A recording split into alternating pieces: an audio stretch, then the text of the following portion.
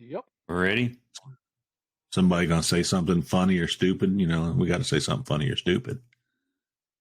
I laughed a lot when I had to pay $17,000 in taxes this week. You paid $17,000 in taxes? Did the government give you a payment plan? No, I paid more than that, but that's how much I owed. But yeah, I misjudged with my military retirement and my new job. Yeah. Need more deductions. B plus or minus the square root of B squared minus 4AC over 2A. I think I messed up. The only thing I know $17,000 though? Holy shit. Is your wife packing up the even heat and putting it back in the box? Yeah, close. Yeah. That was it was pretty crazy. All right. Don't worry, I'll pay y'all out over the next 17 years. 2, 1, 0. You're listening to the Knives Templars. I got a piece off of the wagon that Sam Houston used to take JFK to the moon. Pinto sauce. I like that. Pinto sauce. Pinto sauce. You're tuned in to the Knives Templars podcast, featuring Odysseer Special Sauce Pinto. I was a mean kid. Long time listener, first time caller. Eric T.R.E. Rivers. Holy crap, I've built something. Mark Vasallo. There would be a lot of places I would launch myself to. Chip Shegman Carlisle. We've had a raccoon come through the screen door down in the family room. And presenting the individual creative stylings of Jason Fry. Yeah, I've been just been doing what we do, drinking a glass of sweet tea. And now broadcasting across planet Earth, it's the Knives Templars, coming to you live from Forecast Studios located in Hartselle, Alabama. This is the Knives Templars podcast. We are on air, on demand, and heard worldwide in all of your favorite apps and at thenivestemplars.com. Well, here we are again. We got a lot to talk about tonight. Before I do that, let me welcome everybody to Season 6, Episode 56. I'm Chip Carlisle, your host, with some of the greatest co-hosts, colleagues, peers, ex-cons. Anybody here an ex-con? Don't say anything. Don't say anything. Just curious. Anybody here got a speeding ticket? All right. We've all had misdemeanor offenses then, I guess, right? And is that a misdemeanor offense? Is it? I don't know. Yeah, something depends on how fast you go. I guess it does. It could be felony. Nobody's gotten a felony driver. Josh, have you gotten a felony speeding ticket? I should have. Not to my knowledge. You did race across America, so just curious. Hey, and our co-hosts with us tonight are Eric Rivers, Mark Vasallo, Pinto, Odysseer Pinto, 0011. Hello. And we've only got one of the Knives Templars dancers on tonight, and that would be Josh Ferran. Josh Ferran. How's your dancing going these days, Josh? Pretty good. I got some fancy new shoes. Pretty happy about it. Sweet. You'll have to talk to us about how you scan them shoes into your fancy scanner here later on. Hey, guys, welcome to the latest episode of the Knives Templars podcast. You are part of Knives Templars Nations. Settle on in for this episode. We are just tickled to death that you've tuned into one of the highest ranked knife making podcasts. I was going to say on the planet, but I think we're the highest ranked podcast in the universe, which is bigger than the galaxy, right? I think so. Yeah, there we go. Let's see somebody top that. Anyway, we work solid each week to give you guys some hard-earned entertainment that matches your hard-earned money. We don't want you to thank us. That's just the way we were all raised, just raised to give it all away. So here we are. Anybody been to knivestemplars.com? Mm-hmm. What's new out there, VMAX? Anything? I didn't tell you I was on this time. I don't know what's new. I was testing you. There's nothing new out there, but I have been on the road for 2 weeks, but it's still just as exciting. But I did take advantage of something so cool that you can find it at knivestemplars.com. At who's laughing in the background? By gosh, did they think that's funny?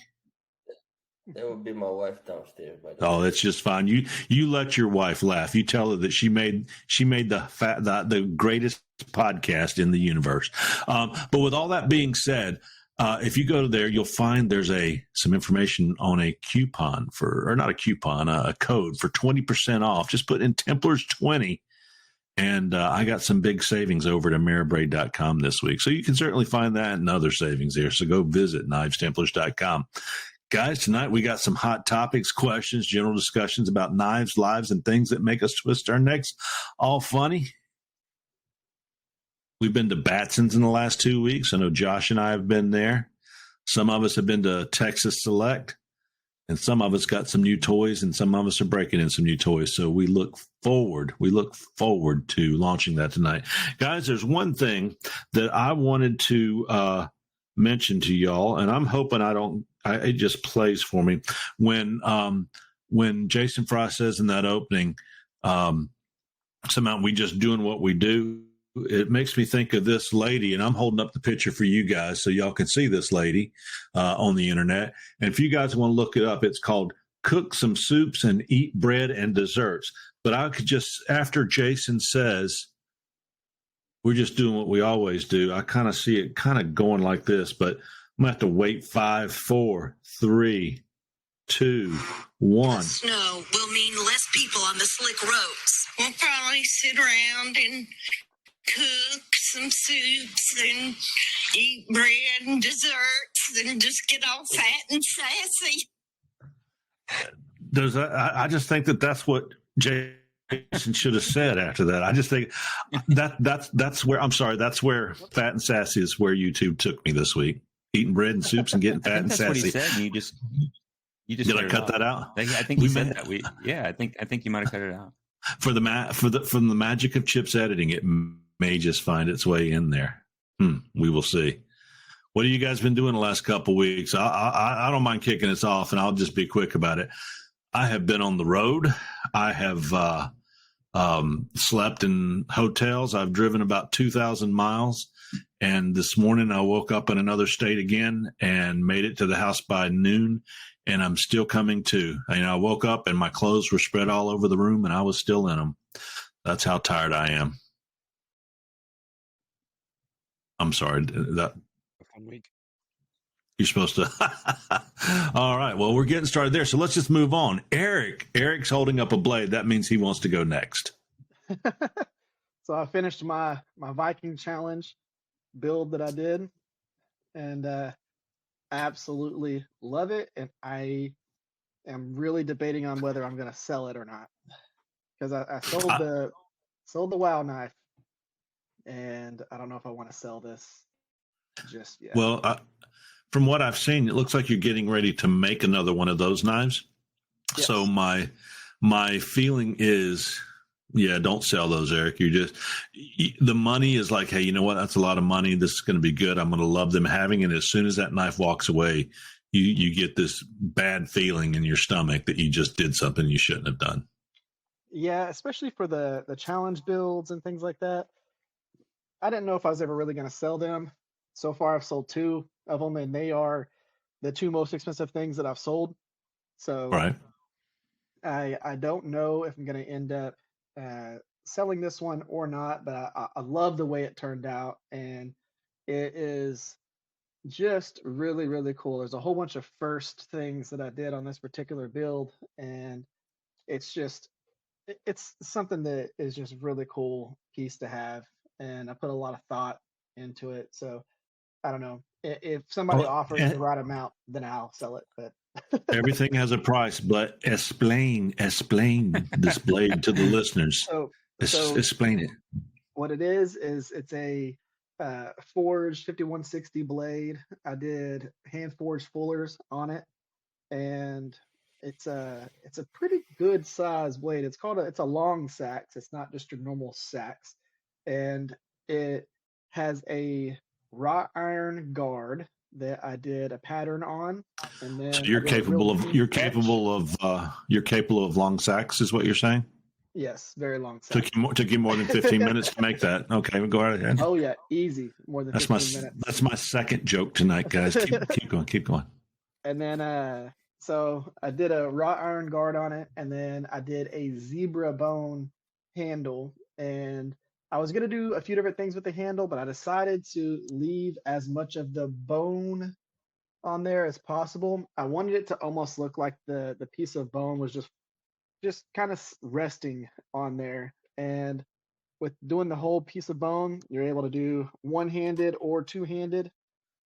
So you folks that are listening right now, he's going full Conan with the two hands on that zebra leg. Yep. And one of the things that I wanted to stick to on this particular challenge was going with more of a traditional style sax profile versus the sax profile that you typically see people do, where they just take a rectangle and they cut a wedge off the front of it and they go, that's a sax. And it kind of looks like a reverse Tonto. I wanted the actual sax profile, like what they had a long time ago, where at basically where the guard is narrower than where the actual clip point is. So there's a flare from basically the guard to the clip, and then another taper back down towards the tip, and it's got a long taper towards the tip. And just trying to stick to some of the original profiles that they had. There's a lot of different styles and saxes. I also kept so the wording that's on here, where I etched in the Rivers experience. So the Rivers experience, the generation of this font is the same generation that this sax belongs to.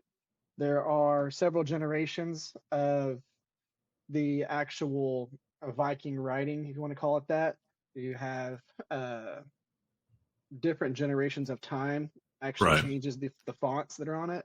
So I went with the correct font to the actual style of sax that I did, because this is more of an Anglo-Saxon profile sax. Right.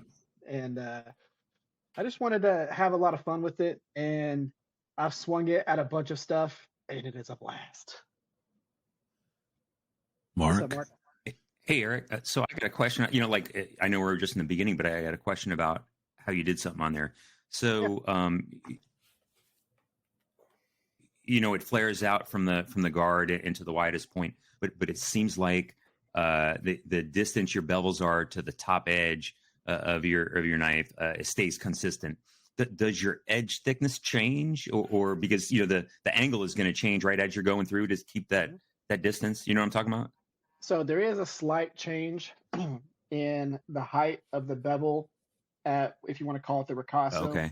There is actually still a change in height from there to the front here. It's almost half of an inch. You could really see it on this side right here. Because it was forged, this side right here isn't, it doesn't have the same perfect profile all the way down. If I was doing all purely stock removal, you would see the same exact height, but because there's different peaks to all of this, I had to keep the peaks as consistent as possible throughout it. But yeah, it does come up just a little bit, and it has a very even thickness all the way through the whole entire edge profile. And I brought it down almost to a zero edge so that it didn't have a very steep main bevel for the cutting edge.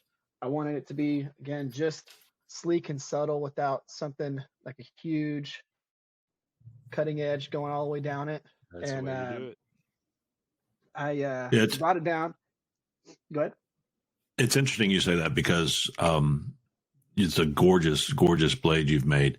But on the one that I just finished up, I've realized that I really need to take my finished edge just a little bit thinner, not necessarily a zero, almost zero bevel, just a little bit up, because I do like that primary bevel line in there. But That's one thing I noticed as soon as I sharpened my last knife. I was like, I'm not real happy with how high that came up. It wasn't that high, but it was enough that it just didn't make me happy. So The So trick for to me, that is go ahead. 15 thou thickness or less.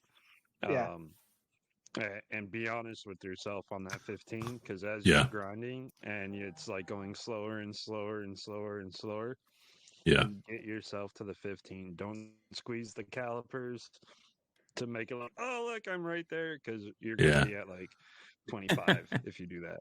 Well, what I did notice, I was very happy with the my bevel was consistent all the way around the blade, not a fat part, a skinny part. So that made me feel very good. And Eric, we're going to come back to you, but put that in metric, because I've gone full European. You say 15 thou, put that in metric for me. Sorry, the moon's calling. They can't Half hear a you. mil. Half a mil? Okay.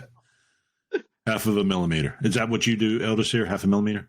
Or do you measure in thousandths? Or are you empirical measurements, or are you metric measurements? I do my edge at around 10,000. All right. Got you. Yeah, Eric, A lot of Eric, Odysseyers are 0 or close to 0. right.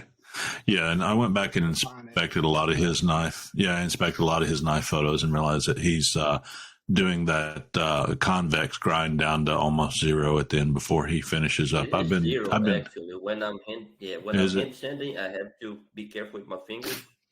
Yeah, because it is going to cut. Yep. I've been inspecting your stuff so much, I know what color underwear you got on, Otis here. Yeah. Very, very pretty. So thou is like a 1/4 millimeter, by the way. 1/4 millimeter. Okay. 1/4 millimeter. Oh, okay, that's what I'm using. 0.25 millimeter. So for me, I wanted to bring that edge down thin like that, because I've heat treated this steel hundreds of times, and that sounds crazy. I don't feel like I've made that many knives, but I am so confident with the heat treat on it that even with making a sword, because I've made several swords and done the same heat treat process, going all the way down to a 0 edge. Yeah, and it's kind of interesting, because you have a lot of people that have commented saying that they can't get their 5160 out of the quench over 65 HRC, and I consistently get it over 65. We'll do that for you. Just so you know, I like to say sword, like Nick Swardson. It's not Nick Swardson, it's Nick Swardson. So, yeah, so I say sword. I wanted to get it nice and thin, and then have the primary bevel not be something that stands out a lot, because I focus so much on the textures. Yeah. For this particular build, that you go from these crazy textures that look aged, and you have this like super polished cutting edge, and it's just it looks wonky. And because I did the tip so fine, I didn't want it there to be a huge cutting bevel on the tip here. I wanted exactly, it to be super subtle. And if you have it too thick, what ends up happening is, to get that tip nice and sharp and get a burr on it, man, you gotta bring it up too high, and I didn't want that. So it was just a lot of fun things went into it. And I'll tell you, doing something like this, if y'all haven't ground swords yet, getting them super clean while you're pulling across without using a jig or without using your work rest to set it down. I could have easily, I guess, used the work rest method on this, but I did this freehand. So going through and getting used to pulling something that's 20 inches more across a 2-inch belt. Right. You're sitting there and you're having to get a good stance, and you're having to actually start, pull, move, go, pull, move, go, in order to keep a nice consistent bevel that doesn't have any whoopties in it. And bet you felt like you were doing the Macarena. For the most part, I was line dancing in front of my grinder, and it's super interesting. And this is still easier than doing that Darth Maul dagger that I did. That was the biggest pain in the butt out of everything that I've ground. But this was a pretty close second, and keeping it even, making the bevels match as good as possible with it having the forged texture on it. Right. People underestimate the pain in the butt that comes with making a even set of bevels on a brute to forge knife. Yes. Hey, let me ask you: have you made your scabbard for it yet, or are you still yet to do that? I've got the wood for it, and I'm going to be doing it because I want to carry it at Blade Atlanta. So I'm going to be doing this like crazy scout carry thing that hangs from the belt, like how they actually were back then. Right. And it's going to be pretty cool. But I've got wood for it. I'm going to do the whole wood scabbard, leather wrap, and all of that for it, just because, you know, I don't do sheaths for every single challenge build just because most of them are art pieces. This one just deserves it does. It's beautiful scabbard. I must say though, if you're going to be wearing fur boots and a loin skin, fur waist skirt, hot mini skirt, the helmet, true Vikings didn't have horns in their helmets, which you likely know, but I'm just going to reinforce that. Yeah, that is a farce. No. How to Train Your Dragon? I'm not sure about that, but I didn't see that, but I will tell you, Vikings did not have horns in their helmets. Well, Otis, here you said no. Of course they did. We can see it in the books all over the place. What are you talking about? Go away, Otis here. There were some horny Vikings going over the British Isles and France and everything. Yeah. And every Disney movie, let's see, what's the one they did? Noah? The one Noah they did? Yeah, that was true to the Bible. So yeah, you just keep watching those the Disney History Channel. So keep you up to date there. That's why they, at the end of the movie they say, based on real facts, loosely based on. Eric, how's the knife making business going? It's going pretty good. Good. I have tried to decide whether I'm going to stay full-time knife maker or get another job, and I've enjoyed spending this much time doing knife making, but yeah, I kind of, I miss being able to spend all of the money from knife making on new cool things. Right. And it's like, because knife making is the primary income, all that money that's been coming in has been, of course, just to pay bills and everything. And right. So I've been debating on going and working a regular job again and continuing doing the knife making how I've got it set up now, and get to where I can put a lot of that money back into the shop and start my classes, because that's my main goal. Well, what you need to do is find the job that fits that lifestyle. Don't replace it with just a job. Find a job that works around what you love to do. If you indeed end up doing that. So Otis here, he's sitting there. He's ready to let it go. He goes, guess what I got? Guess what I got? No. I'll go last. Don't worry about it. We're good. Oh, you want to go last? Josh can go next. All right. Well, you go put your Viking helmet on. We'll wait for you. Josh, he said you could go next. Sure. Yeah, I've been, went to Batson's Blade Symposium and had a really good time there. They had Rich Fuhr. They're doing a dirt to blade thing where he started off with iron ore and smelted it down, refined it, forged it out into a blade. Lasted all weekend. Unfortunately, I didn't get to see the smelting part. I do a lot of, I say a lot. I've done some Oroshigane taught by Emiliano Carrillo. So I was very interested in that smelt, but unfortunately I had to go do a trade show for my day job. And but it worked out because I got to actually get there and talk with him and bring some of my Oroshigane that I've worked on and make connection. And just kind of get some ideas on how to do a few things, and that was pretty cool. I took the sword that I finished. I did it was loosely based off of a Celtic Bronze Age sword. So it's got that leaf blade shape with a very unique handle shape. It had a disc pommel on the back side of it, and you were talking about grinding sword bevels.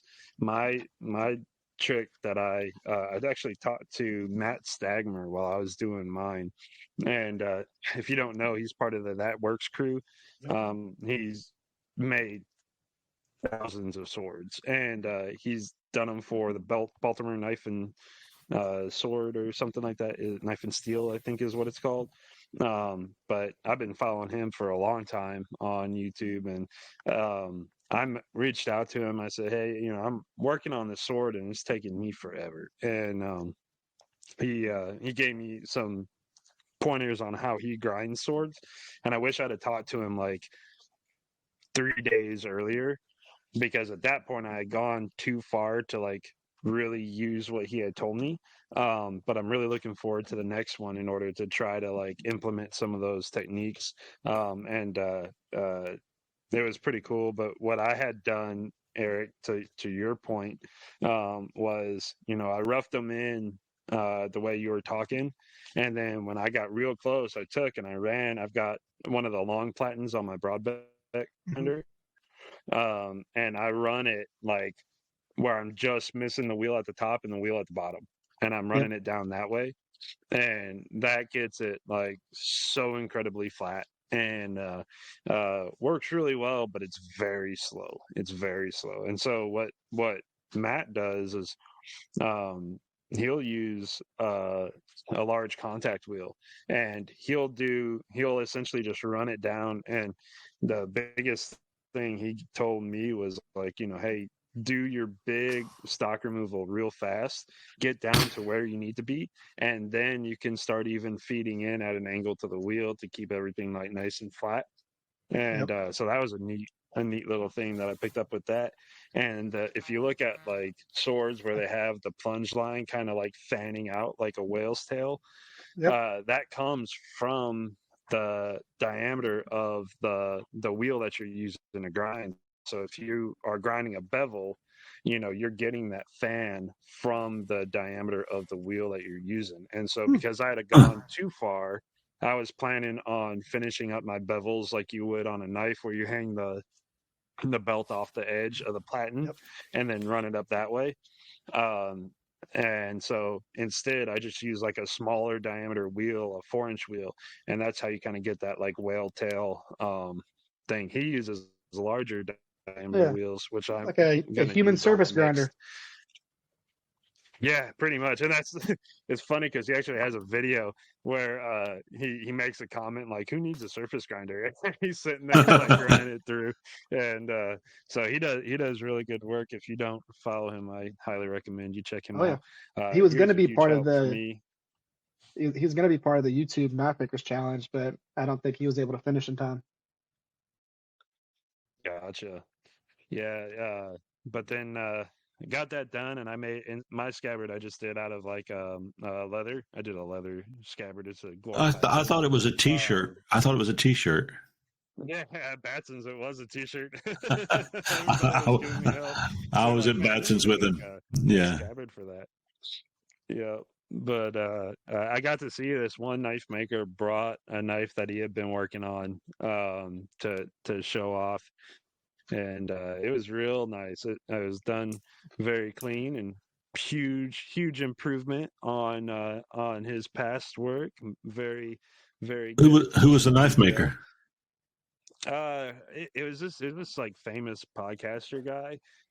Y'all might have heard of him. His name's Chip.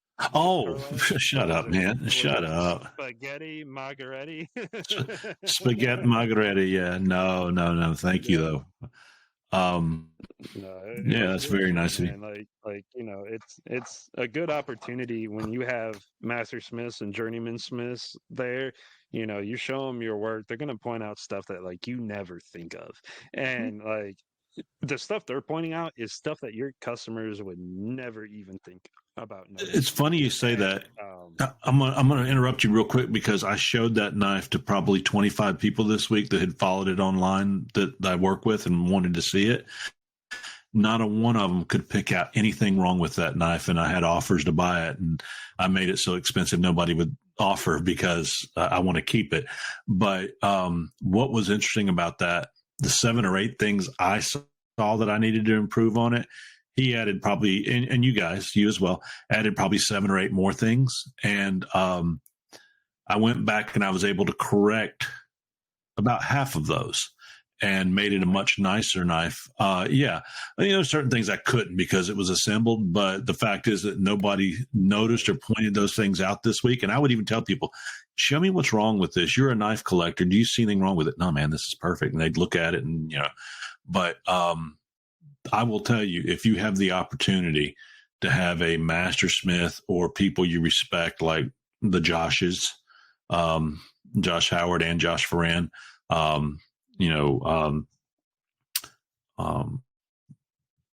was trying to come up, Joey Berry, I had him look at it.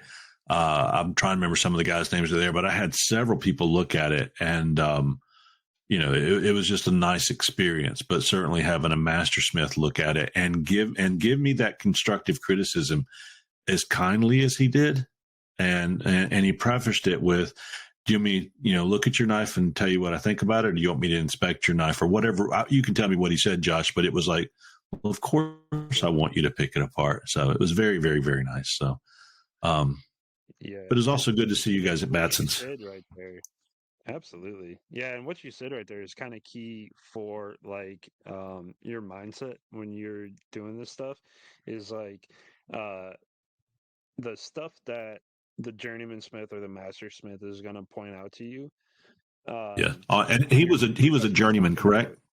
Was he a journeyman or a master? Yeah, journeyman. Okay. Yeah. Super nice guy. Oh yeah, he's a great dude. He'll tell you, all of the little stuff that they're looking for, and it's the nitpicky stuff that makes you a master smith, right? Like you are thinking about it from a standpoint of becoming a master of the craft. These are the things that you're going to look at. But to your point, when you showed it to people who are knife enthusiasts, even they're not going to notice a lot of that stuff that they bring up, and it kind of puts you in the right mindset for like when you're working on stuff on like there has to be a stopping point, especially if you're doing something, there has to be a stopping point. Obviously you want to make it as good as possible, but knives have price points, and if you're doing a low price point knife and you're putting hours and hours and hours and hours and hours into making it absolutely perfect, it's like, okay, I am at a point now where I know that like anything I do after this is just bonus. Always strive for perfection, but there's a point where like you can fiddle back and forth enough to where you, especially like you were talking about with chasing symmetry with your handles, you can be just about perfect and most people won't notice. But if you're sitting there going back and forth and your handle's getting smaller and smaller and smaller and smaller, got to stop at some point. Exactly, you got to stop somewhere, and there's a line where it's like acceptable versus exceptional, and deciding where you want to be on that scale is up to you. Well, even on that, he gave me some excellent advice. He was like, do you have a height gauge? I'm like, well, yes, I bought one from Pop's Knife Supplies, popsknifesupplies.com, guys. But he was like, and I said, yeah, I use it so that I make sure that my knife is the same width on both sides of the blade, being the center point. He said, well, that you can just take the center point of your spine and then drag that around the knife, and then you've got the center point of the handle, and everything's based on that. And I was like, ka-ching. So it's so interesting to be able to pick those things up from that. Let me And setting the blade on a 1, 2, 3 block. Yes. But let me add in there. I just want to, we're about 30 minutes in. So I just want to say this, that I posted a meme online this week and I thought it was kind of cute. So here's my third joke of maybe we'll name, the name of this podcast to be Chips Not Funny. Let's see if I can get a laugh this time. Who was that guy that was in the wheelchair that couldn't talk? Stephen Hawking. So in 2009, he said, there is no God. In 2018, God said, there is no Stephen Hawking.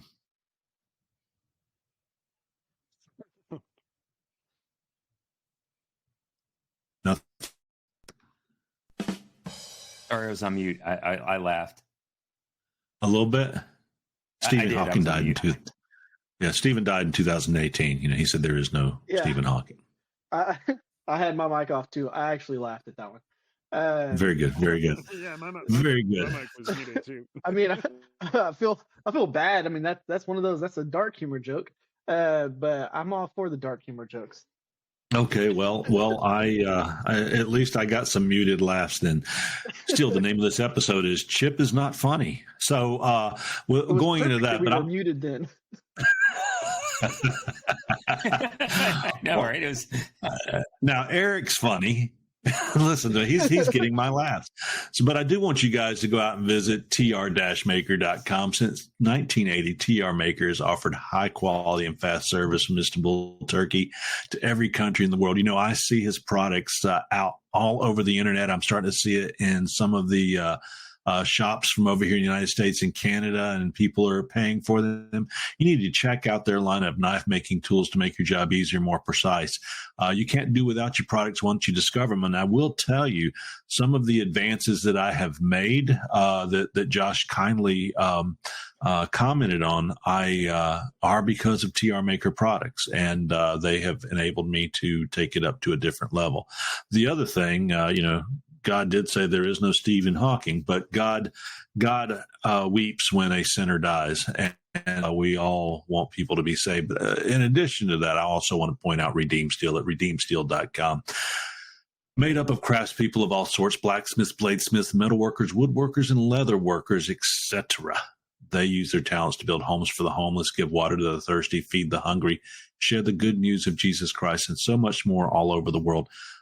Redeem Steel uses the work of their hands, the words of their lips, and their hearts to make lasting impact on all that we serve. Hey, Josh, I just coughed. Now back to you.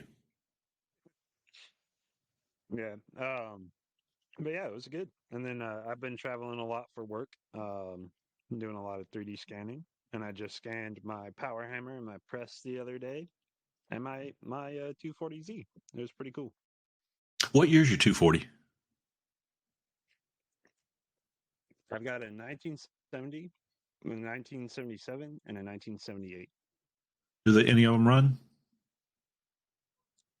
Yes. Good. I'd love to see them. My heart. What is that? He's on mute again. They run. There he goes. They run. Oh, do they drive? I got you. I remember I had a Trans Am in high school, and a lot of guys from the good side of town were getting those Z cars and stuff, and they were just, I don't know if I would have traded the Trans Am for one of those, but I sure did love those, and I love the early mid '80s RX-7. So really cool cars of the time. Yeah, look like dinosaurs now, but back then they were just cutting edge and cool. So. VMAX, tell us about your world. Tell us about your world, VMAX. All right. Well, it's been busy, but I was hoping I was having a little more time. Actually, last weekend I spent probably half of my Saturday knife making time on. You ever have one of those nice big wood fence gates that sag? And, so I finally had enough. I had to take all the pickets off, and it had a couple wires that the last person put in there, and I just rebuilt the whole gate. So that was half the Saturday, but I'm super happy that you can swing it with the pinky and it closes smooth now. So, I guess time well spent. You and I were somewhat similar. I was building rebuilding my front porch railing, which is all wood. Yeah. And I spent all weekend rebuilding that, and then priming it, and then painting it on Sunday, and put in a mulch bed too. So we both had our wives had us doing the same thing. Yeah. Your fence looked good? No, yours did. No, yours did. Oh. Okay. So on the knife front, I got to finally got to work the even heat oven.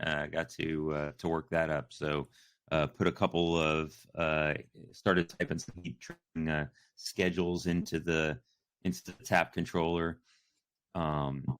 First lesson that I learned is that I didn't realize I was excited about the tap controller that you can use your phone, but then I found out you need a subscription to use your phone. So, you know, you do get you can see the time it's on there and the temperature on your phone without a subscription. But if you want to plug in your formulas in there and then, you know, tell it when to start and tell, you know, just to actually control it. You know, it takes you know, it's not that expensive. You know, I don't know how much a month, but you know, it's a monthly subscription for that. But you did learn another important lesson you told us this week about the oven. Do you remember that? I did. You know, so lesson learned, and this is 365 ways not to make knife like the beginners. Tip number 14 is to because our other co-host is not on, so I figured I could use that. Second edition. That's right. Is that after you heat treat your first knife and you go back in to pull your second knife out of your new heat treat oven, ensure it does not have dripping pinto sauce on it when you reach into your oven to grab it. Pinto's giving us the eye there. That's right. Because because I wanted to go quickly back in, you know, because it finished up the cycle and I didn't want the steel to start cooling down in there. So, you know, dip that in, put it on a plate, put it in a clamp, and then went right back in with those tongs and dripped a couple of drips in there. And my eyes got real wide because I had a fire inside the brand new heat treat oven. But a little black sooty look. It just makes it look well used is all. That's right. Yeah, it went out pretty quick, you know. That's right. Give it a little character. It does. So no, that went well, and I'll tell you, I'm so happy with the 220 because that thing went from 0 to, well, no, it wasn't 0. It was probably like 80 because it was like 80 out. So it went from like 80 degrees to 1550 in like 20 minutes. So it really heated up quick to get the temperature, and then. So put the blades in there, you know, I have it all scheduled, do a 10-minute hold, and then, beeps and then dunk in some awaiting pinto sauce on the side. So have you got hardness files? So I do. Right. And so I gotta, I don't know if I waited, the second one that came out. So the first one was really hard. I'm using 8670. And the first one that was in there came out really hard. The second one was like closer to 60 than 65. And so it was, noticeably different on there. So I don't know if I let it cool down a little bit too much before I got it into the quench or what. So I'll pay a little more attention to it for future Could just be decarb. quenches. No, I did. I filed off the decarb. Oh, okay. It actually scratched it scratched the steel. Gotcha. Yeah. Gotcha. But you're enjoying that thing. I did. Yeah. What are you using to gauge the temperature of your pinto sauce? So I was just using the same I thought was for Parks 50, which was that you don't heat your pinto sauce. Do you heat your pinto sauce? Pinto? You need to Up heat to it up. 120. Oh, really? 120. Yeah. So did not know that. I thought only the oil you do that. No. warm and relaxing, like a warm bath for your blade. Okay. Yeah. So the reason why I say that was your pinto sauce was probably two different temperatures for each one that you quenched. And so Yep. because you quenched one and then you went back and did another one, so it's going to have two different temperature quenchants. So you're going to get That's two a great different heat point. treats. And maybe it was my second one. I don't know. I could have, they were sitting on my on there. By the time I file tested them, I might have got them mixed up. So, but I didn't. I was trying to, I have a smaller tank, right? And so I was trying to decide that how many knives can I quench without getting the fluid up too hot. Yeah. So you just get you a clip-on thermometer, but even like for me, I have I do use my railroad spikes for heating my oil. I have a couple of them I heat it up, and once I typically do one blade. I've done 2 or 3, but I heat up my oil, and once I see it come up to about temperature, I take it out, and then I'm sitting there just fine for what I'm getting ready to do. It also has to do with the amount of oil that you have, right? I have a full fryer full of oil. Yeah, and you have a lot more. I saw your quench tank. And I bring up to 120, right around 120 degrees. And with that amount of oil, you can do maybe 5-6 blades without having any concern of changing the overall temperature. It will rise with every blade, but not so much that will affect the final heat treat. Okay. Whereas if you, such as an ammo can, that first blade is going to shoot up the temperature way higher than what you really want. And on the second quench, the oil is already a bit too warm, so it takes a little longer for it to quench to the temperature that you want. So that slow down could it changes the hardness. I don't know. Mm-hmm. Yeah, just enough, not enough that it would make this is a soft steel, right? But just enough that you would notice on a file. Okay. Well, good deal. Great tip. Good deal. There's a Templar's tip. So, hey, go ahead. Now let me caveat there. This is what I think. Now, if it is true or not, I don't know. Just this is the Pinto. But also keep in mind that Pinto looks like the bald guy from the X-Men in the wheelchair, so he's got to be incredibly smart. So I just listened to him. I'm listening. What was his name? Okay, Parks 50. Yeah. I was trying what's the bald guy's name from X-Men? Xavier. Ooh, Xavier Odicir Pinto. That sounds good. Go ahead, Josh.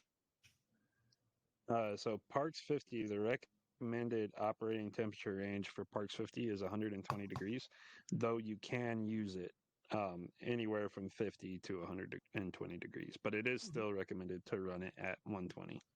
Yeah, and I have Parks 50 as well. I'm using Pinto sauce, and I heard directly from Pinto himself, so I feel like that's right. And I would say, especially now, right, where the temperatures are still low. Mm-hmm. So if you don't bring the oil up to at least 120, you're going to have a big old shock on the steel. It would be like, throwing a hot steel on cold water. Basically, I don't know. And it's not just that. The big point behind heating it up to 120 degrees is getting the viscosity right, so that whenever you quench it, it actually cools at the right temperature. Because if you don't have it warmed up, the oil's thick, and you want to get it warmed up so the viscosity is the right thinness to be able to quench it and not create a super crazy air pocket between your quenchant and your steel. And that's science right there, buddy. That's science right there. Yes, that too. But what I meant was, a couple of knives that I went to quench, right? And my thermometer is in the tank and it's showing, temperature outside is like 32, 35 degrees. The oil is going to be right about the same thing, right? You really don't want to quench your knife at that temperature, with the oil at that temperature, right? And all I have to say here, Otis here is Xavier. Eric looks like Magneto. And we've got an X-Men battle going on right now, trying one-upsmanship X-Men battle. We're both dropping knowledge bombs. Okay, I'm still not funny. Well, I'll just be serious. Well, Josh, you played a very nice compliment. Notice here, I've appreciated your compliments and also your inspiration.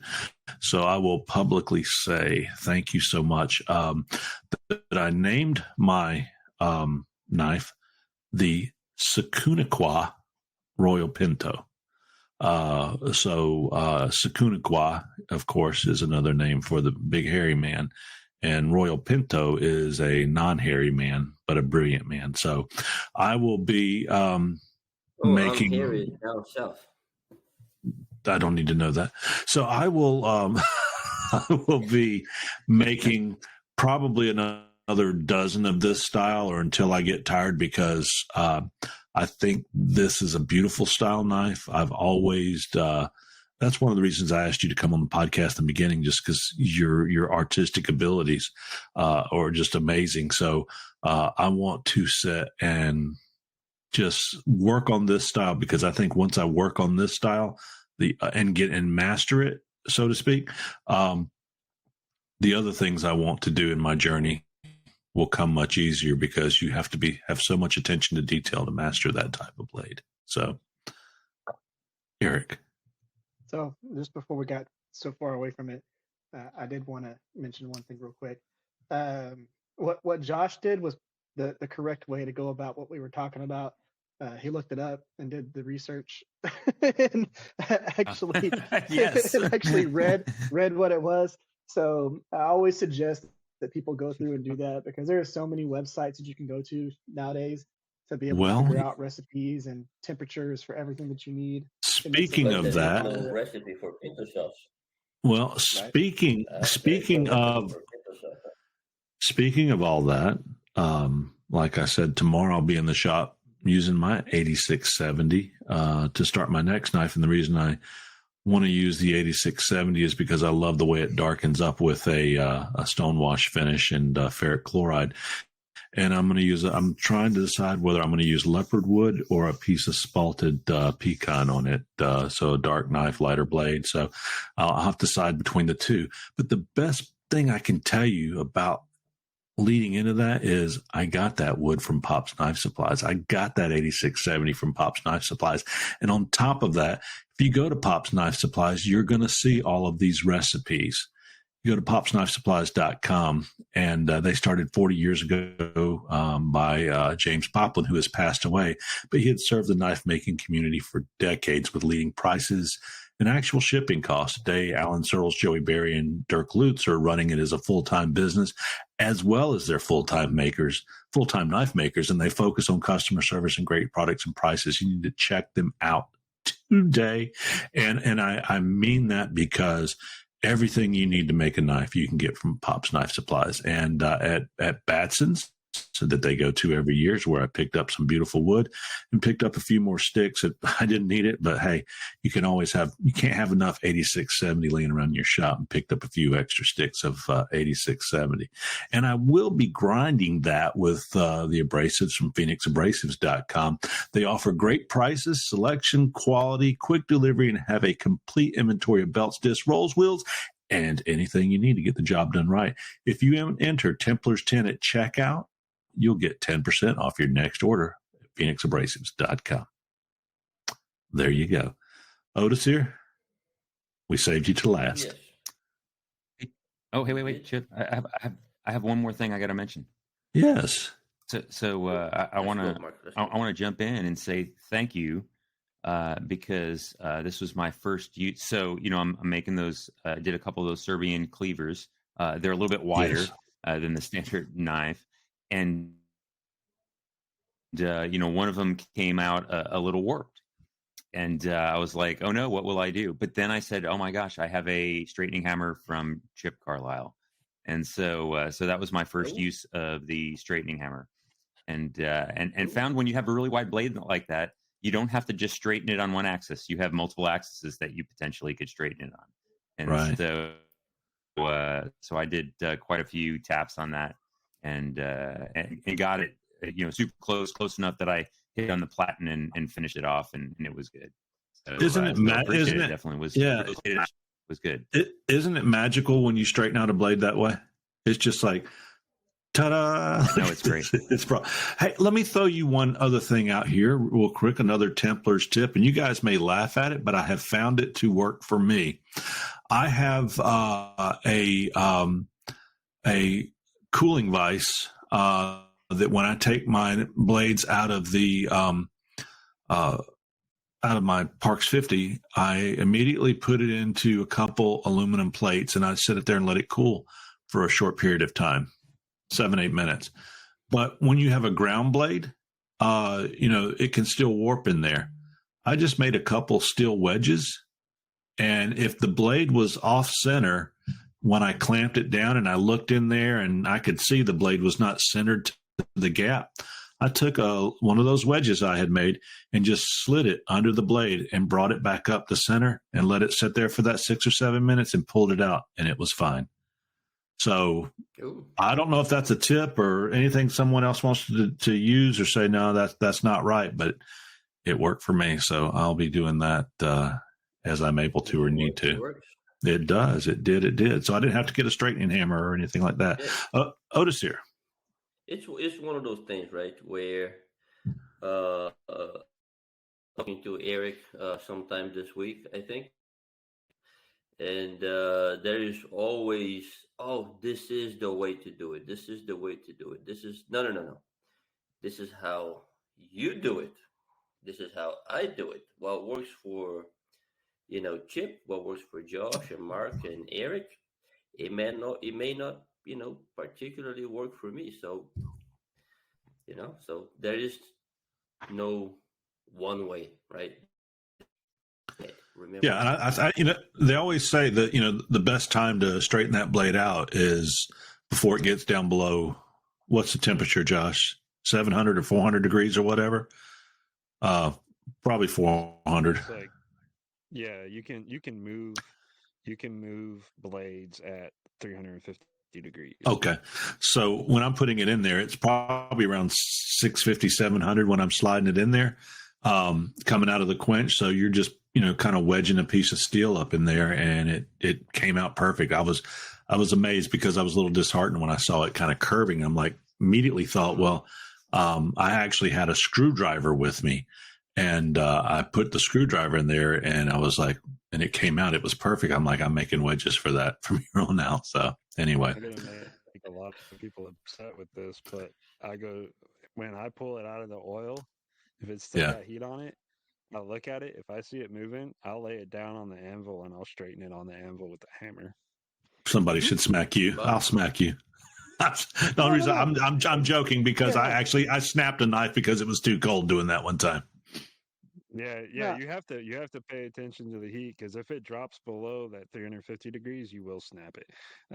The other trick that some people do that I've been playing around with a little bit is they'll pull it out of the oven, drop it in the oil, and leave it, and walk away.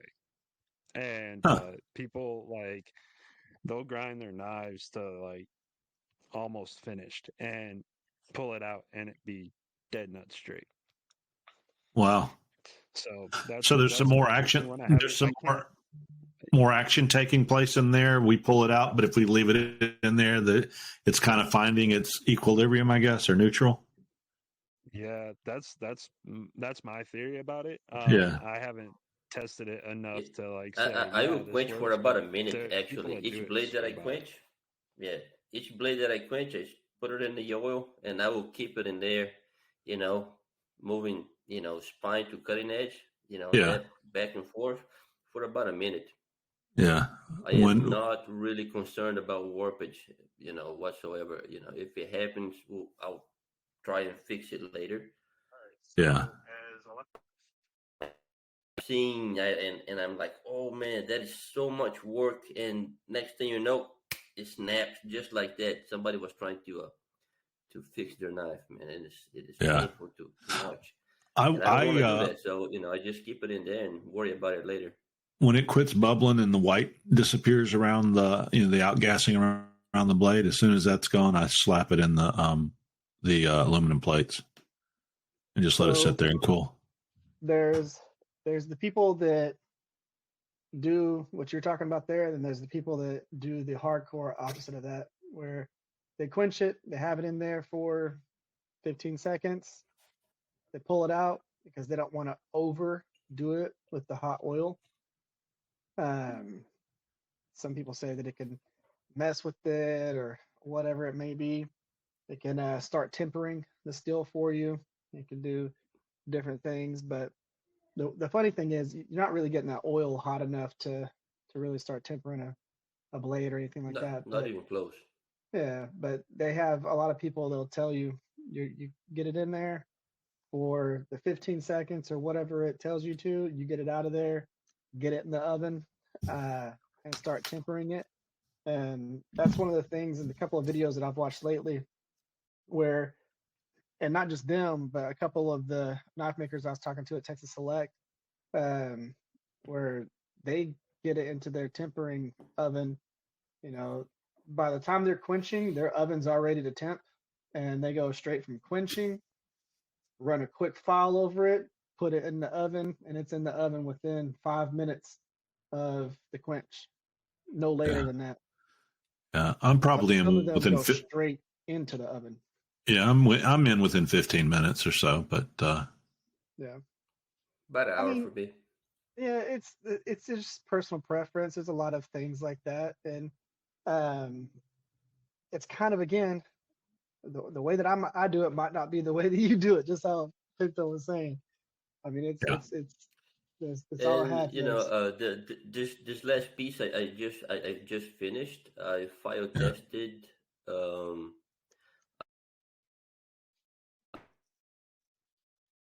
And it's let me see here.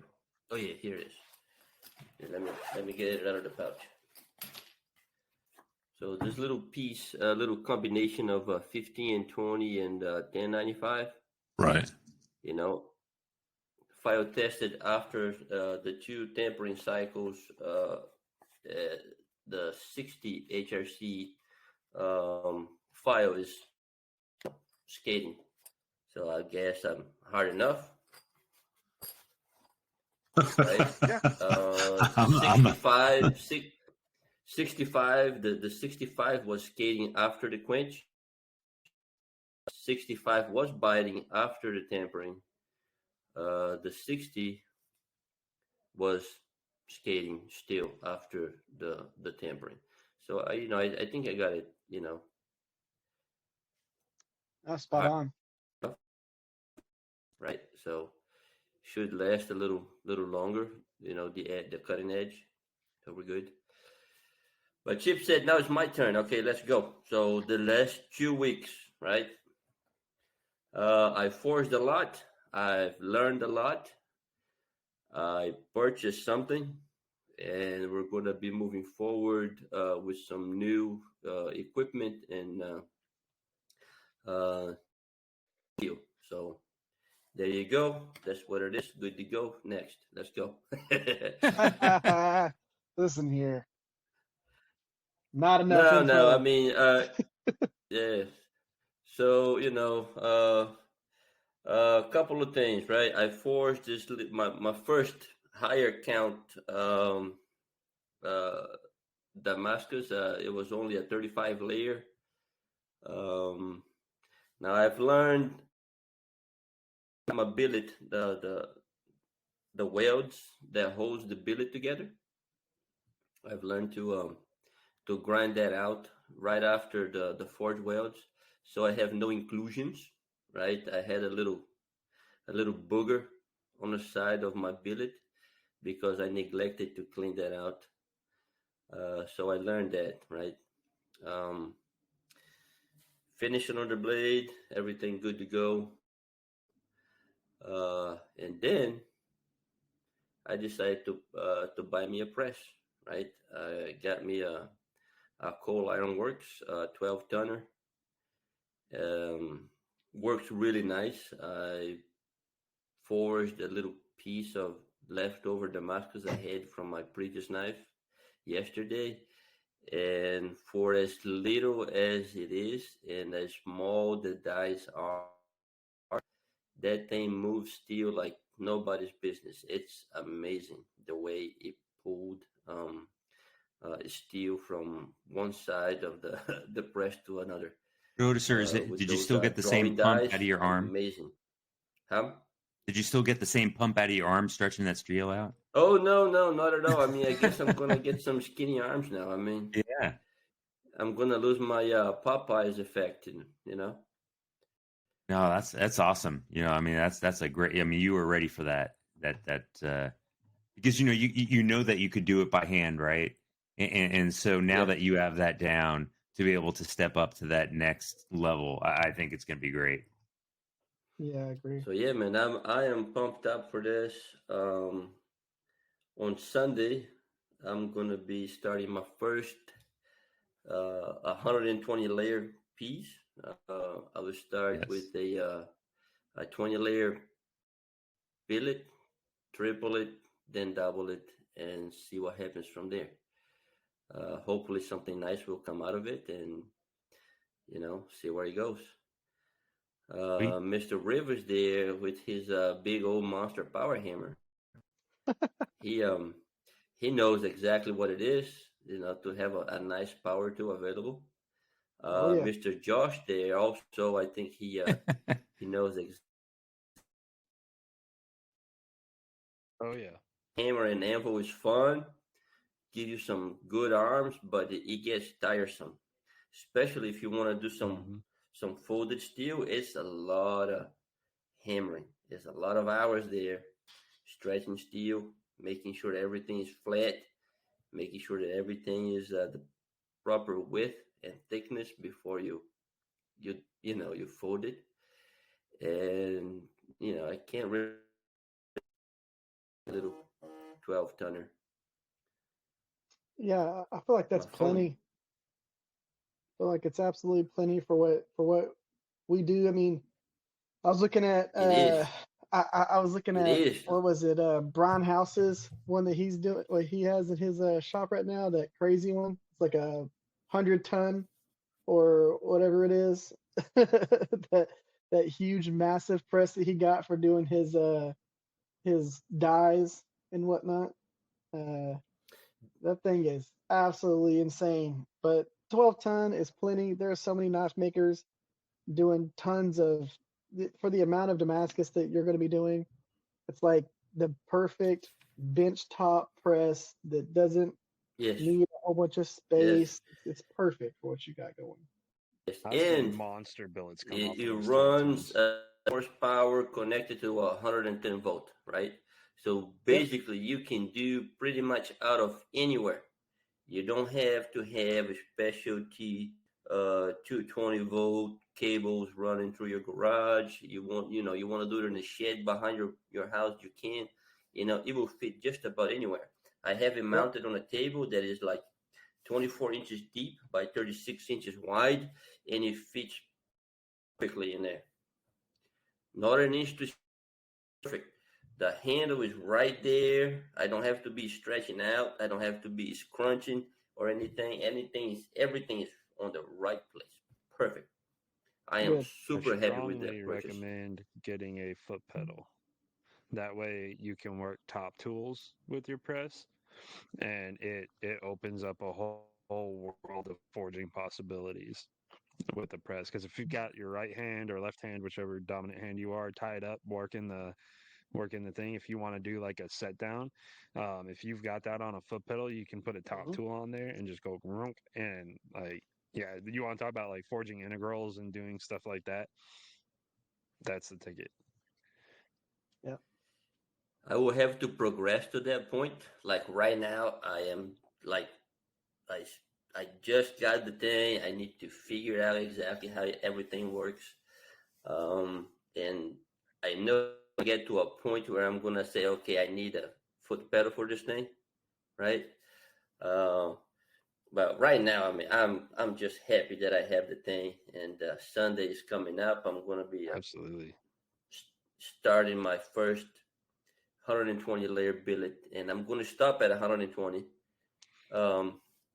and see what happens from there, right? So, Very I cool, mean, man. That's going to be awesome. I can't wait to see that. yeah, man.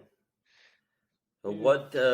Now The I don't have any specialty dies. I don't have any, because at the coal iron, they're kind of pricey. $250 for a set of dies. And they only offer like raindrop and letter pattern. What would be the best way for me to go about maybe making my own dies, kind of deal? Different for doing for doing stuff like patterns. raindrop, that's not too bad.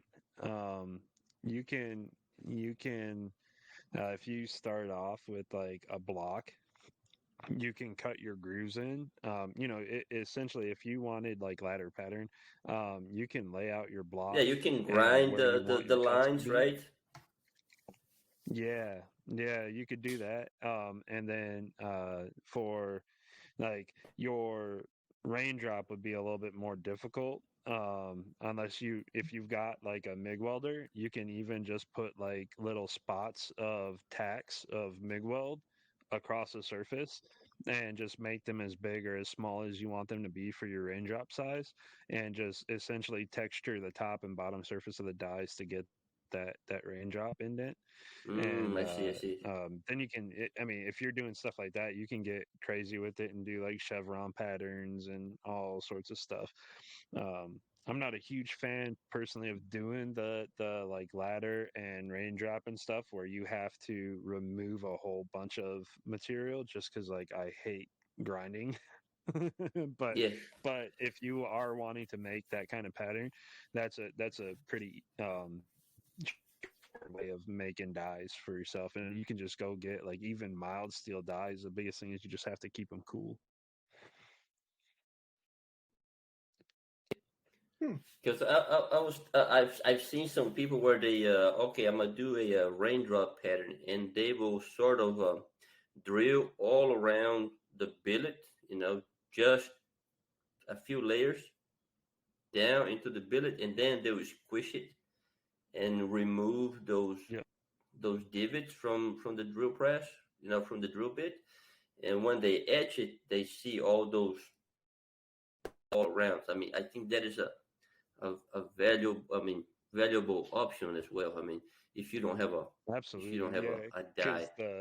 You're going to get a different effect. So if you forge the divot down and then you grind to it, then you're going to have a different like layer density around your points. It'll be higher density around your points, whereas if you drill all of your locations and then forge it back down, you'll have higher density around your flats, and then where your raindrops are will be lower density, if that makes sense.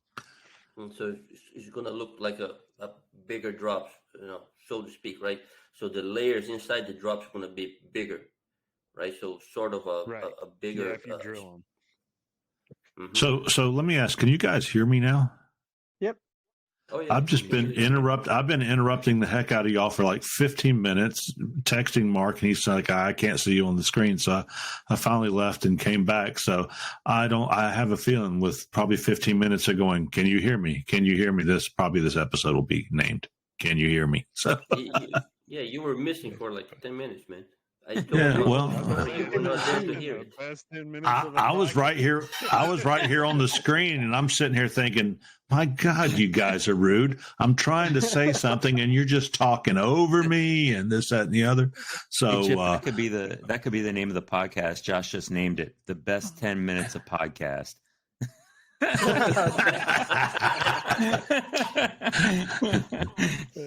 The best 10 minutes of podcast. podcast. Let me write that down so I don't forget it. Somebody message that to me real quick. The best 10 minutes of podcasting all time. So when Chip couldn't talk, there you go. And with that being said, let me take you guys down memory lane to almost 2.5 years ago. I received my Marinabraid grinder from Marinabraid.com. Owners Eric and Kevin, that's Eric Abe and Kevin Rourke, developed one of the best grinders, accessories, and tools on the market. Take a look at one of their packages, the Mastery, the Foundations, or Get Grinding, to see which one's right for you. I recommend the Mastery because it's got all the bells and whistles. You can call Marinabraid, and if you do, you're going to speak with one of the owners guaranteeing the best service around. They also offer great parts and accessories. Type in Templars 20 at checkout for 20% off parts and accessories. It's an amazing offer, guys. I took advantage of it this week. I'm a big change parts kind of guy. I don't want my grinder to ever have any issues, though it hasn't.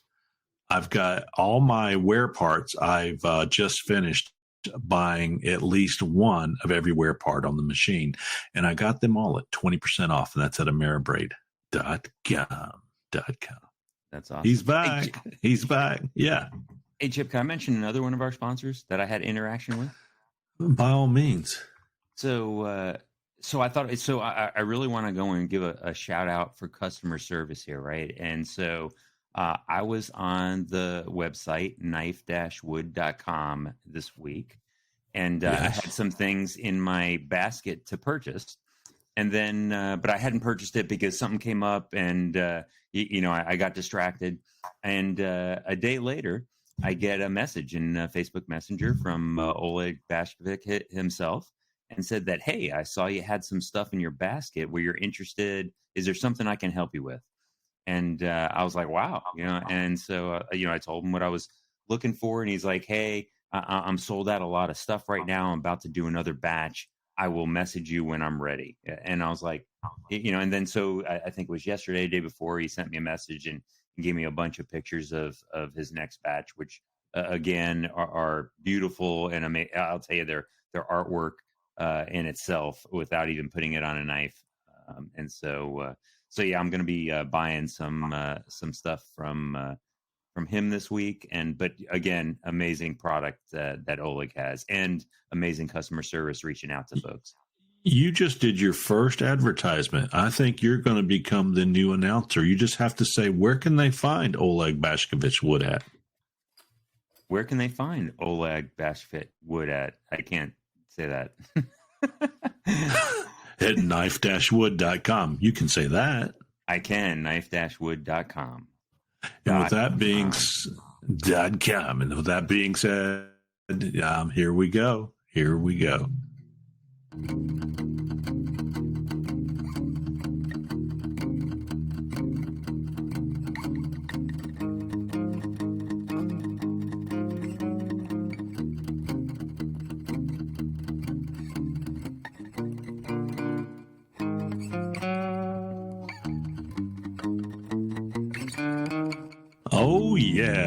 Oh yeah. Thank you, Mark, bringing that bass and in here tonight. You did a fine job with that bass guitar. Hey, let's move on into a couple things here, and I'll give you guys the opportunity to decide. Would you rather take questions or topics? I'd say questions are more fun. Yeah, questions are good. All right. Well, we have a person that has submitted a question tonight, and that question's 1, 2, 3, 4, 5, 6, 7 words. Are railroad spikes good for knives? I can't tell you. I've got a 5-gallon bucket of railroad spikes, and I've never made a knife out of them. I use them for heating my oil. So who wants to jump in on that one? I'd say it depends. I also use them for heating up my oil. They're a great way to get your Parks 50 or your AAA or Pinto sauce up to optimal thickness and operating temperatures. As far as knives go, so there's a lot of talk about like the high carbon versions of railroad spikes and then the low carbon versions of that and the other thing. Even your high carbon is like 30 points of carbon, I believe. Yeah. Maybe even a little less.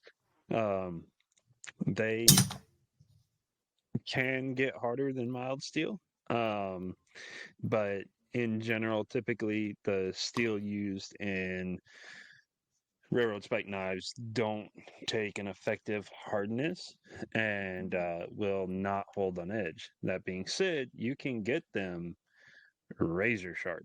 I did one time just because I forge knives and I've never made a railroad spike before, a railroad spike knife. And I was like, you know what, I'm just going to make one. And so I made one. And that sucker sharpened up super well. If you just need something sharp and quick and you don't mind sharpening it every time you use it, fine. I think that artistic creativity on the handle always looks good. And they make really nice display pieces. They do that. They do that. What about, let's throw a little caveat in here. What if you're able to get the golden spike that was used? Wait. What if you were able to get the golden spike? All right. I have a question for Josh here. So how do you make your spike knife, right? Your railroad spike knife? How did you finish it? How did you forge it? What was your quenching and tempering process that you cutting edge or an acceptable knife with it? And let me tag on to that with what I was going to say, Josh, is, and what if you were able to get the golden spike that was used to connect the east and the westbound railroads back in the 1800s? Would that make a good knife? Answer that, and then please do answer, Otis. It would look nothing like a. Make nice knives. I got you. It looked nothing like a railroad spike when you're finished. All right, Otis here. You're right.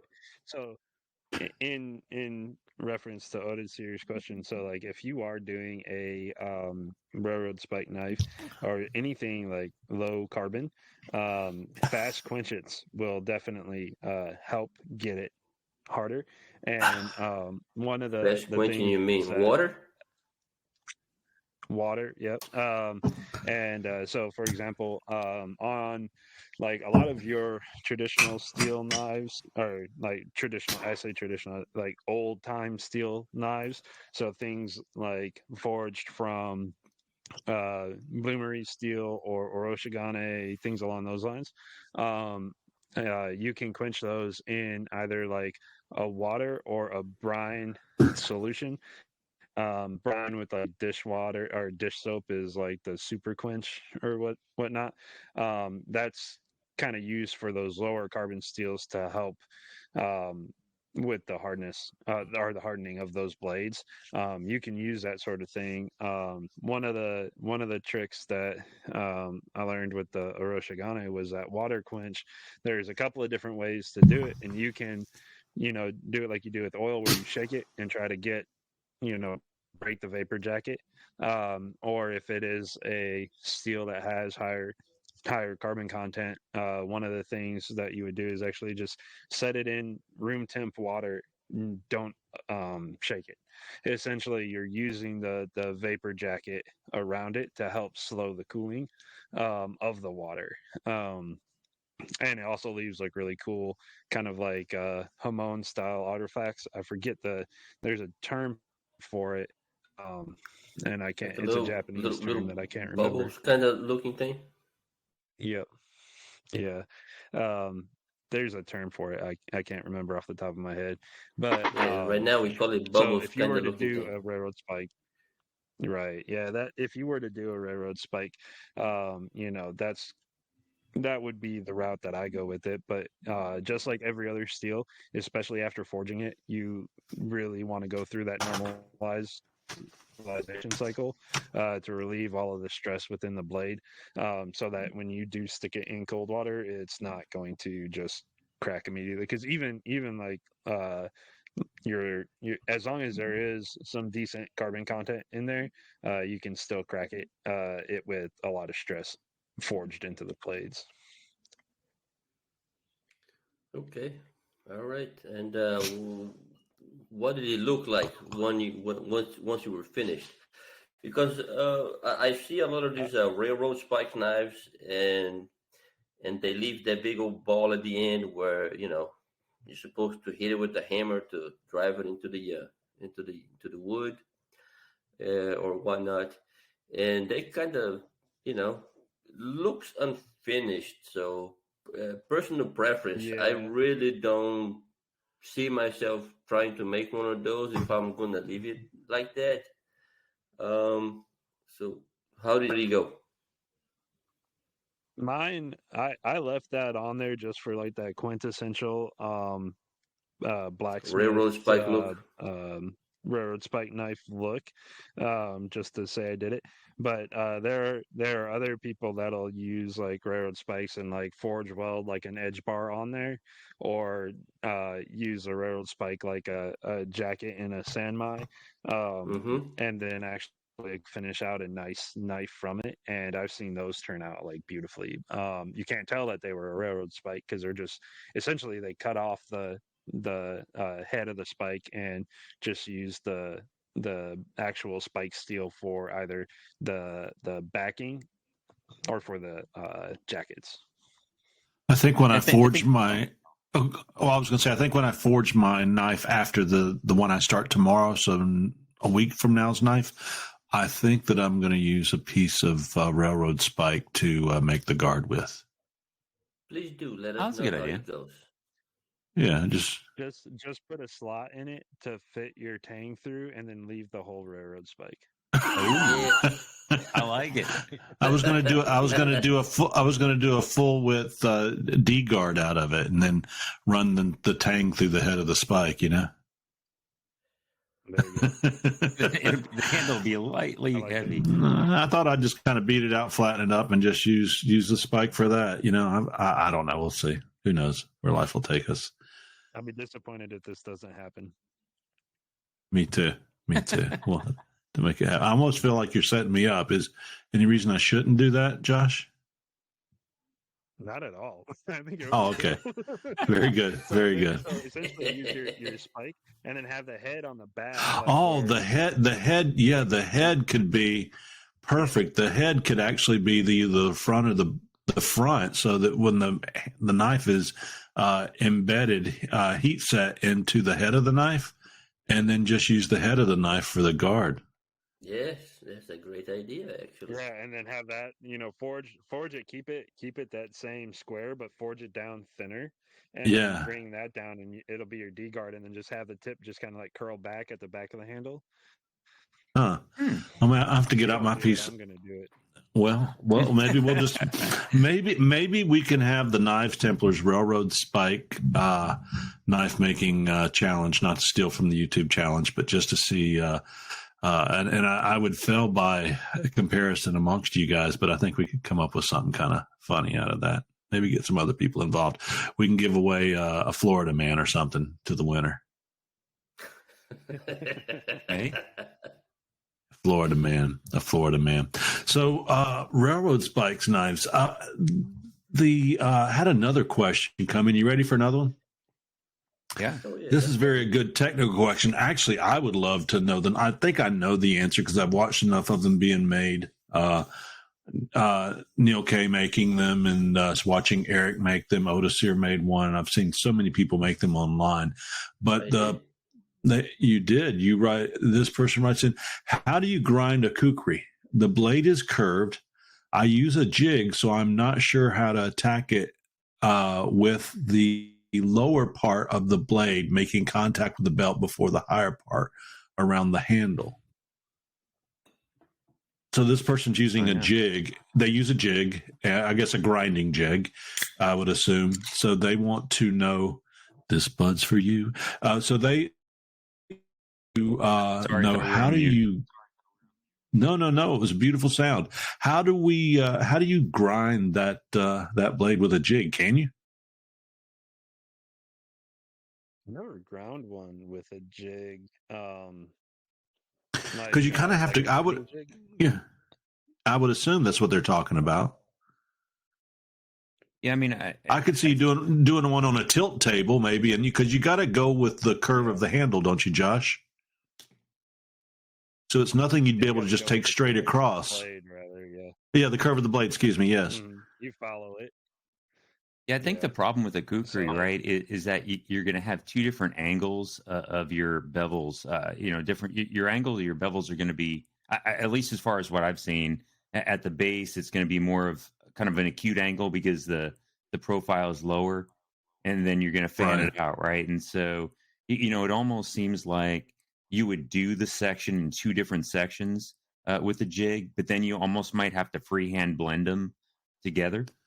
I think I saw Neil Kamamura. I think when I saw him do his, or one of the probably many he's done, but it seems like he did it and he ground out the lower section, then he went to the higher section, and then he blended them both together.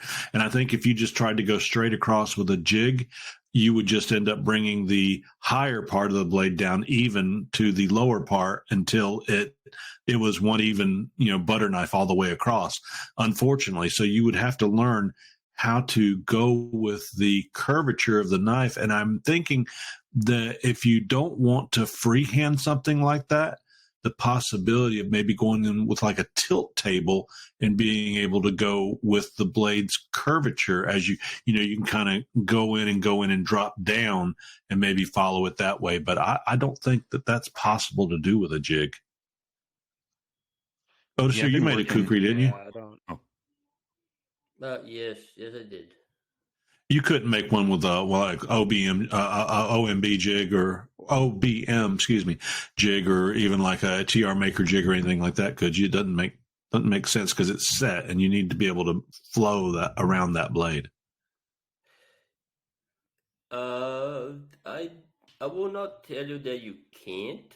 I will tell you that I didn't use a jig. I mean, I freehanded that thing.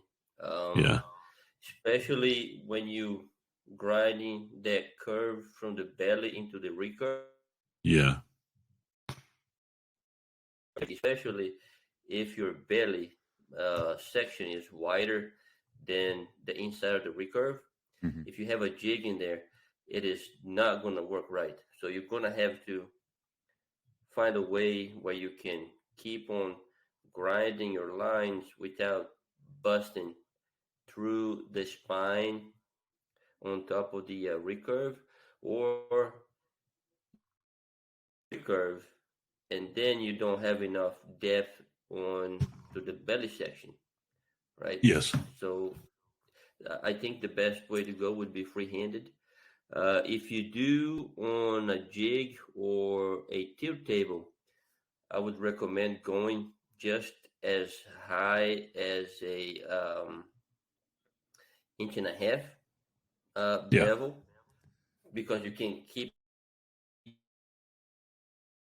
matter if you go too deep or too low, whatever. Right. But if you're gonna do like a full flat, not on a jig. Gotcha. So we're taking bets right now. Eric has been away from the show for 10 or 15 minutes. We've got a little contest right now. Torpedo time. Otis, here, where do you say where Eric is at? You said torpedo time. Torpedo time. Josh, where do you say Eric's at? I think Eric might be napping. VMAX, where do you say he's at? Well, like I didn't know if the kids were home or not, but if the kids are home, I would say that he is up cooking something.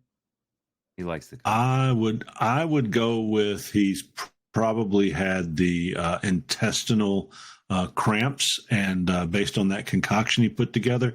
And I wouldn't necessarily go with torpedo time, Odosir. I would be more along.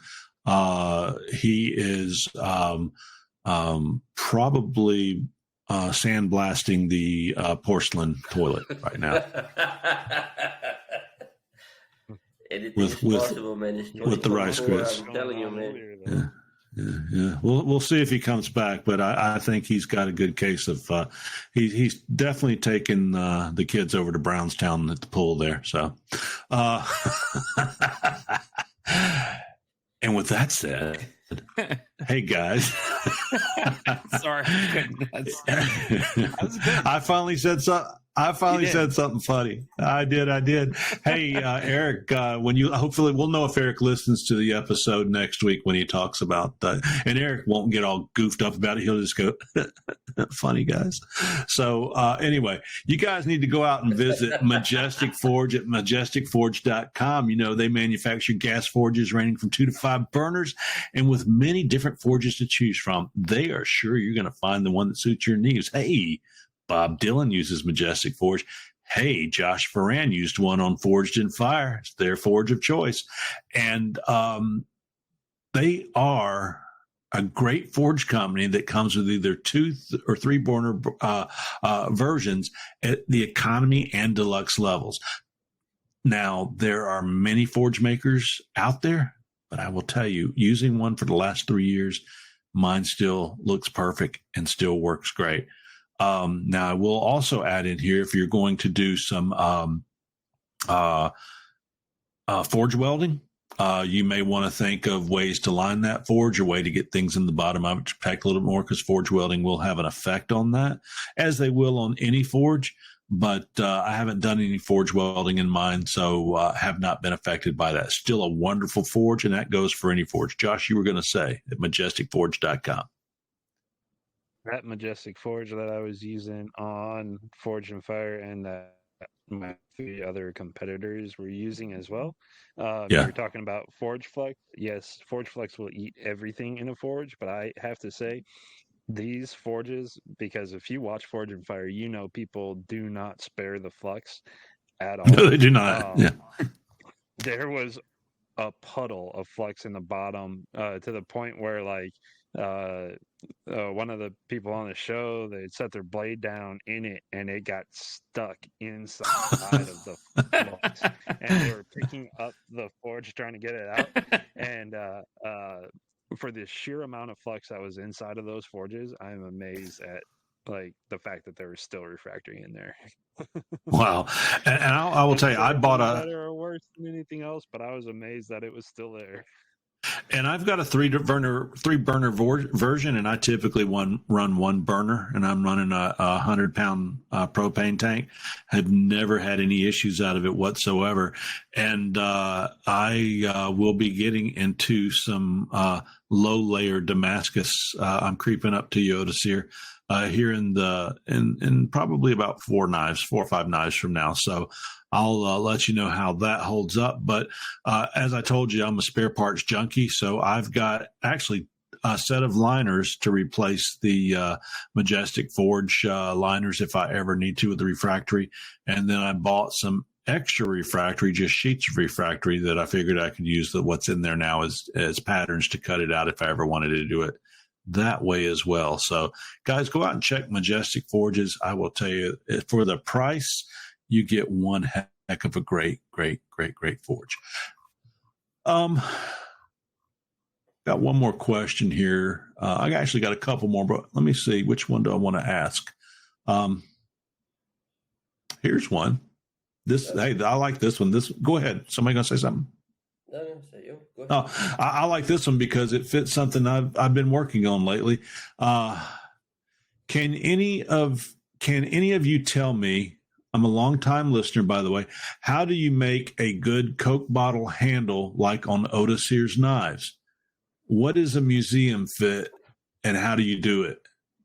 So I guess they've heard us talking about that, and somebody else has been looking at your knives, Otis here. Oh, really? Well, tell them how to make a good Coke bottle handle like you do. I'm assuming that traditional looking, you make a very beautiful handle, the one that sloops back, and then you've taken likely a wheel and grounded out that Coke bottle squeeze out to the pommel, and then you round it off real nice back there. And I can say that because I've looked at many of your handles over the last couple of years. I would assume that's what they're talking about. Yeah, it's a 10-inch wheel. 10-inch wheel. 10-inch wheel. So I purchased that 10-inch wheel exclusively for that part of the handle. If you try to do it free-handed, you can. It is possible. I've done it before. I purchased that 10-inch wheel, but it is so much work to try and keep everything even.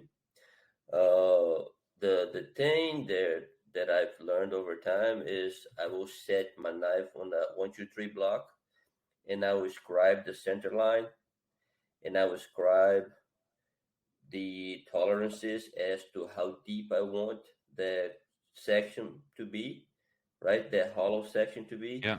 And I will take my hollow wheel all the way to those lines, right? And making sure that everything is centered and, even on both sides, symmetrical. yes. And then you just keep working, round everything out. And, the final step is going into that knife vise, clamp everything in there, and then you cut strips out of your sandpaper, and you just shoe polish, the whole thing all the way around it, and good to go.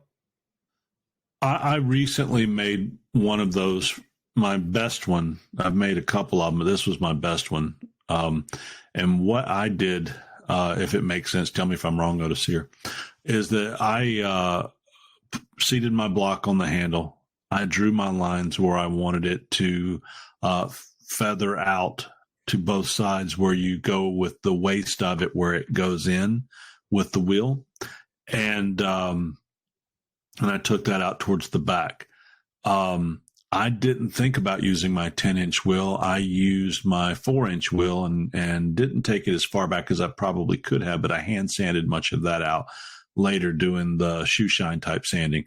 I didn't draw the center line, which I learned from the journeyman. I should draw that center line to keep my symmetry dead nuts on. But so I brought it back like the neck of the Coke bottle, pinched it in with a 4-inch rubber wheel. And I do have a 10-inch, so I'll switch to that on the next time I go to make a Coke bottle. And then on the back of it, again, I had that center line scribed using a height gauge and a 1, 2, 3 block. And then I just kept the center line at full height, and I slowly sloped it down, rounding it. So I got that rounded pommel that came up to the high spot right in the center. Now I was a little cockeyed because I did not draw that center line, which I know to do now. But a couple important things to note here. Number one, I learned this watching Dennis Tyrell. The top, the back, the spine of that handle, it needs to blend in round all the way down. The sides of it, where you take the 10-inch wheel, you want to hold that as crisp as you can. Not, so you're basically sanding the front of the handle, and then you sand the waist of that handle, and then you sand the back of it. And you only want to sand out to where it transitions on those facets, so that you keep those facets in there. So the roundness blends into fairly defined facets. And then on the bottom, it kind of rounds in a little bit again, but not quite as much as the top. And that was very appealing to me. And I would say that if you want to learn to make a Coke bottle handle, I will tell you that Kyle Royer, because I've watched him. Otis, you need to put out a video. The Kyle Royer, Jason, what's Jason's last name? Master Smith. Fry? Oh, Master Smith. No.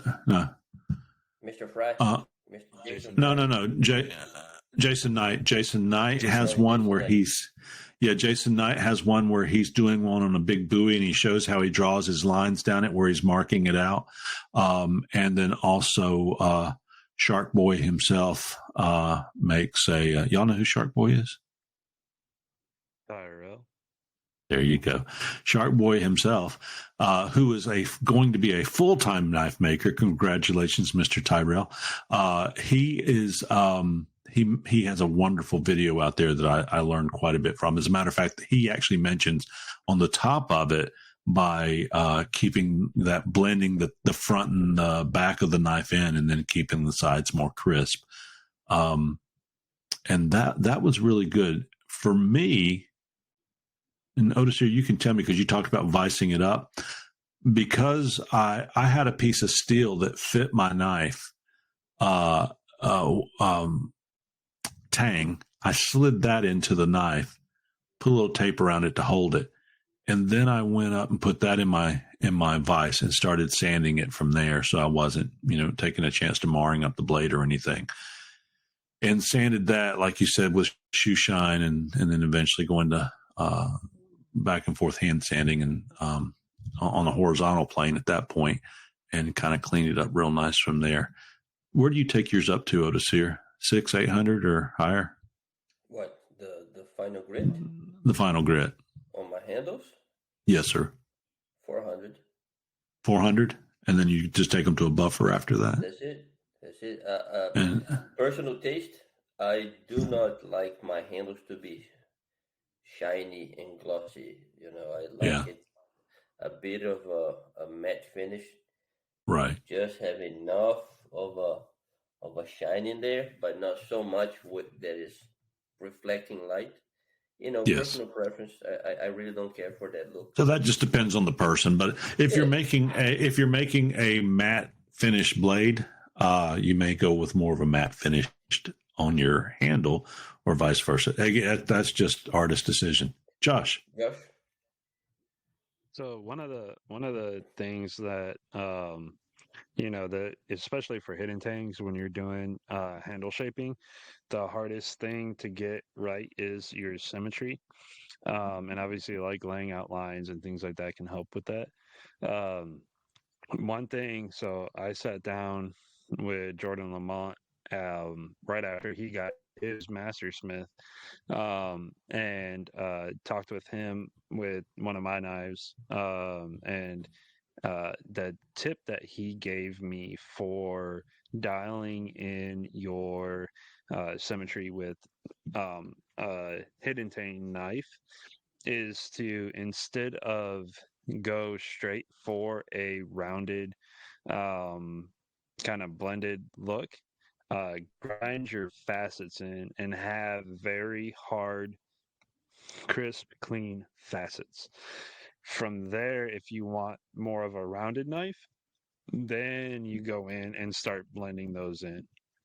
But initially, when you're setting up your handle and all of the shapes inside your handle, if you do it to where they're all their own facet, it makes it a lot easier for your eye to see that symmetry.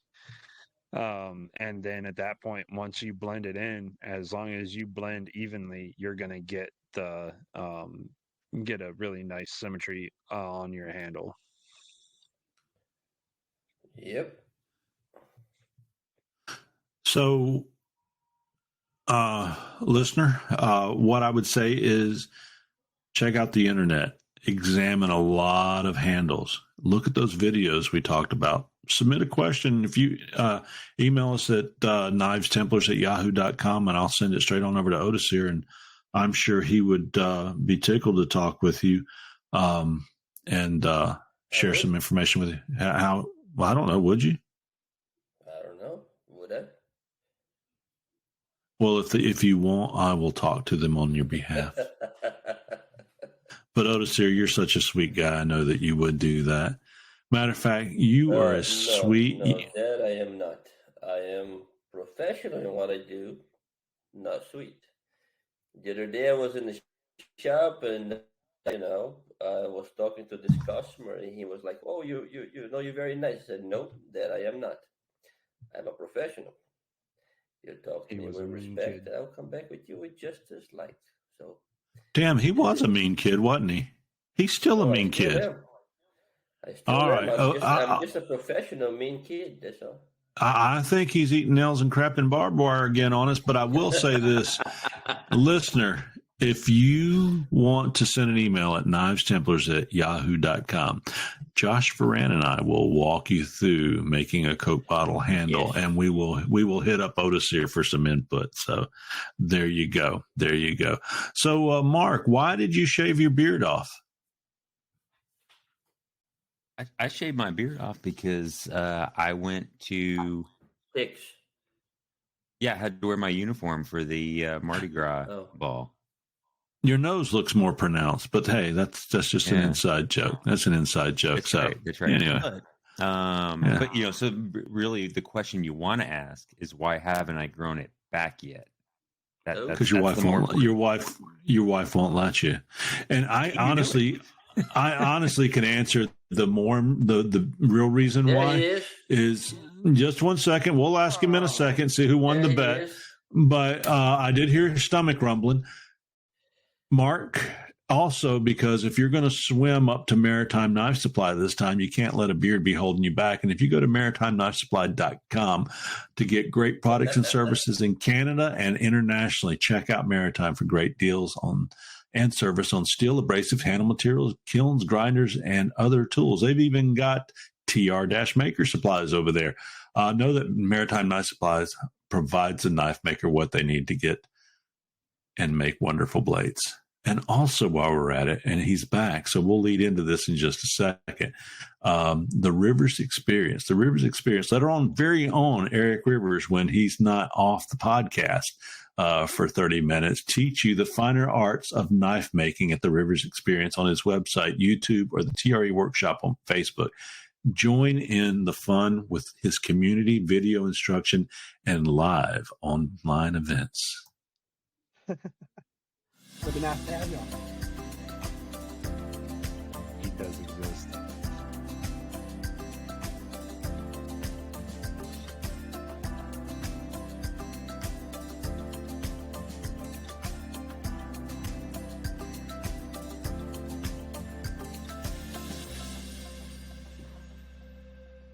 And there we go. We all want to know. That we would kind of think that's kind of like some music you might hear in a bathroom at a retail establishment or fine business or whatever. Eric, many of us want to know, where were you the last 30 minutes? Well, my computer was. You don't have to say. Mess up on me. Oh, is that it? We all lost. We all lost. Okay. We all made guesses. Okay, VMAX. Okay, VMAX, tell him your guess. I don't know. I have to go back and look at it. What was? Oh yeah, my guess was that you were off cooking something because you like to cook. So I figured you were going to go cook some meat. The kids may have wanted something. Yeah. Right. Josh, and you said Josh. I said them long legs were catching up to you, and you had to go take a nap. You had to go take a nap. Otis here, you said? He was about to drop a torpedo. Drop a torpedo. And I went with something similar. I figured that you were suffering from irritable bowel syndrome and you were sandblasting the porcelain off the toilet. So undoubtedly we were all wrong. But that's what he said. His computer messed up. I'm still going with he was sandblasting the toilet. But we're glad you're back. We're glad you're back. I remember another podcast I was listening to where somebody left and came back and said, "Man, I couldn't wait. I had to drop one." So it was another knife. It was another knife making podcast. I actually laughed at that one. Hey, and as we go back into this, hey guys, go visit Broadbeck Ironworks. That's BroadbeckIronworks.com. Their grinder is one of the most versatile. It's 2x72 on the market. They offer build your own and fully assembled and painted grinders. The Broadbeck 2x72 is an easy to assemble, bolt together design with the capability to run a belt vertically and horizontally with very little changeover time. If you're just starting a shop or looking to expand your current capabilities, look no further. They offer a full line from a basic chassis to a fully capable variable speed machine with all the attachments that you need. If you put in Templars 10 at checkout, you can get 10% off parts and accessories. Ryan Barback, one great guy. Take advantage of that. And I will go into maybe a topic here if you guys have time for it. We're approaching the 2 hour something mark, so maybe we can grab a quick one. But I do want to say this. I found out listening to the Crafted Edge podcast this past week. Drove over I was on the road a lot, as I mentioned early on, and I listened to our buddies at the Crafted Edge. Very nice podcast. You guys go out there and listen to them. They had a Ameribraid on there. And Ameribraid mentioned two things on there. Kevin said that they had a inventory of their Series 1, I'll call it, grinder. I don't remember the name of that particular grinder because I wasn't in the grinder market at that time, but it's the one that the 2-inch arms slide into.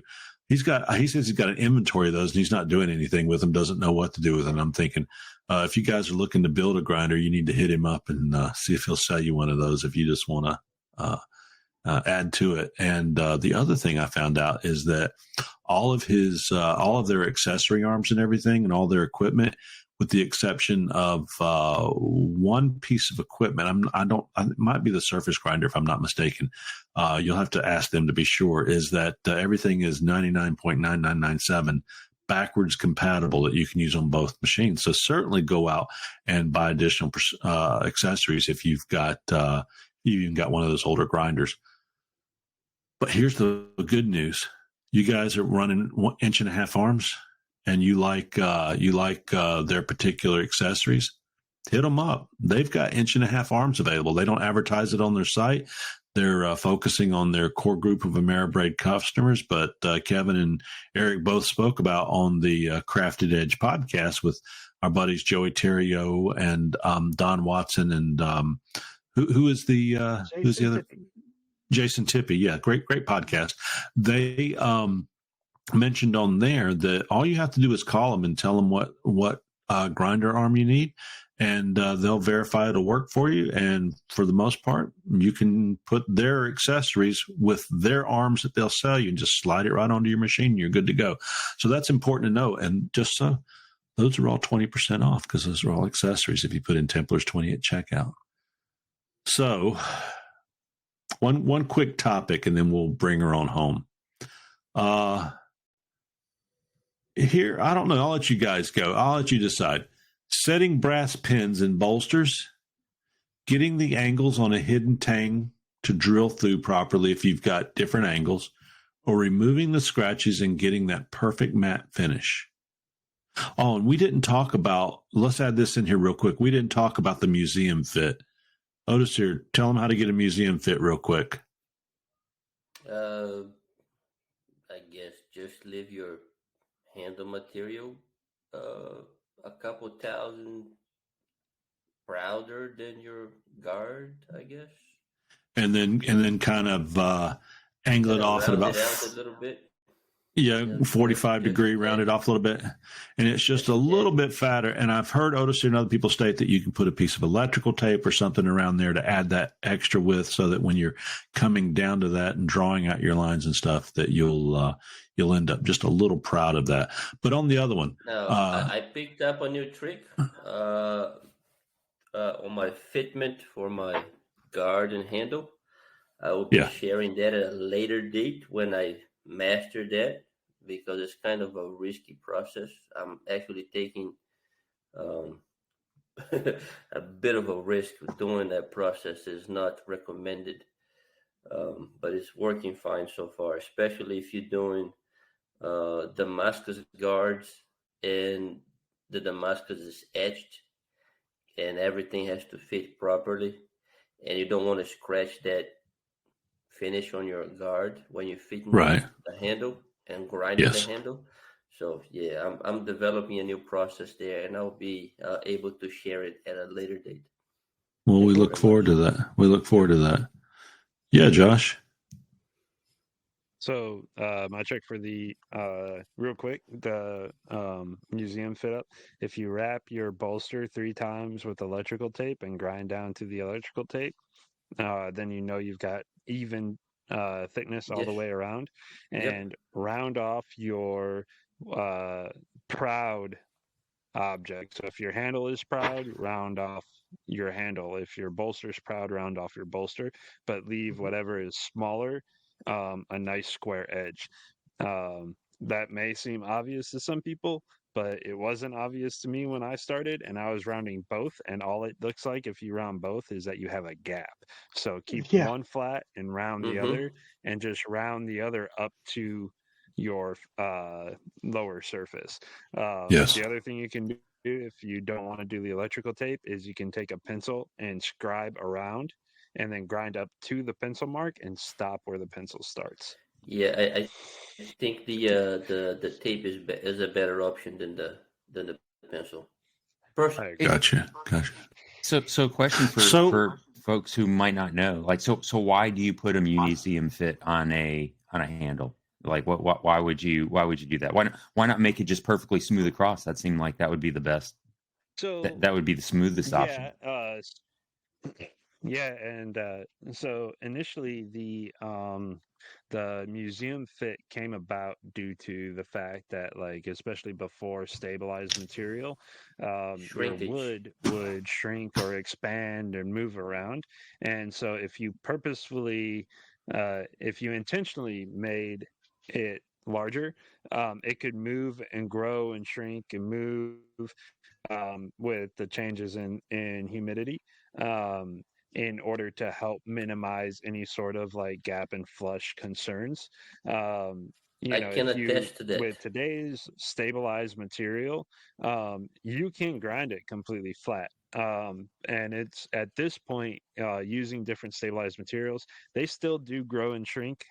There's no such thing as a perfectly stable material. Even carbon fiber has a thermal expansion coefficient of like 1.06 times 10 to the negative 6 millimeters. Listen at him. That's science right there. That is science, people. Right. So everything, your knife is going to grow and shrink. Your steel is going to grow and shrink. Everything grows and shrinks. But your stabilized materials are going to be at a much more like negligent amount versus your non-stabilized materials or non-naturally stable materials. So the museum fit helps kind of keep a very nice and clean and professional appearance, despite thermal expansion, all of that good stuff. But at this point, if you're using stabilized materials, it's more of like a look and a style. Museum fits can look really nice. And unpopular opinion, but museums are also a way to hide poor fit up. And so they were pretty popular there for a while. And a lot of people were doing the museum fits, and they were doing them very poorly in order to cover up bad, like fit up with the handle, things along those lines. Mm-hmm. And so after talking to a bunch of master smiths and even journeyman smiths at Blade Show about museum fits, because I was doing them on my integral bolsters because I personally like the look of them. They were talking like, if you do a museum fit, you have to make sure you do it right for like a journeyman evaluation or something along those lines. So if you do it, make sure you do it right and that it looks good. And don't use it as an excuse to cover up inability to make a smooth transition. So there's a big kind of like trend towards museum fits, and now it seems like it's kind of going the other way, where you're getting back more towards that clean, smooth transition and kind of showing a little bit more of the craftsmanship on that side of the spectrum, just because museum fits just hit this big popularity and people ran with it.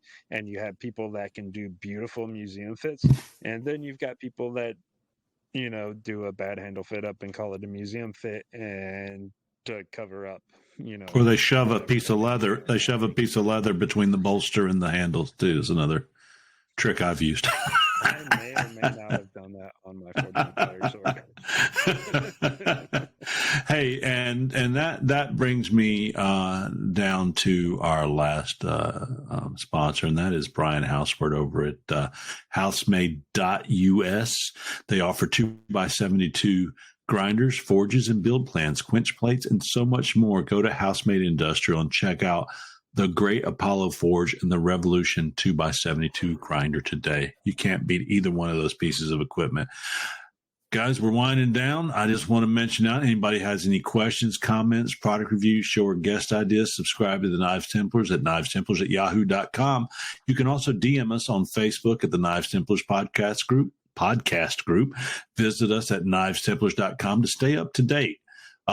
This episode is sponsored by The Rivers Experience, Redeem Steel, knife-wood.com, Ameribraid, and Templars 20 for off parts and accessories.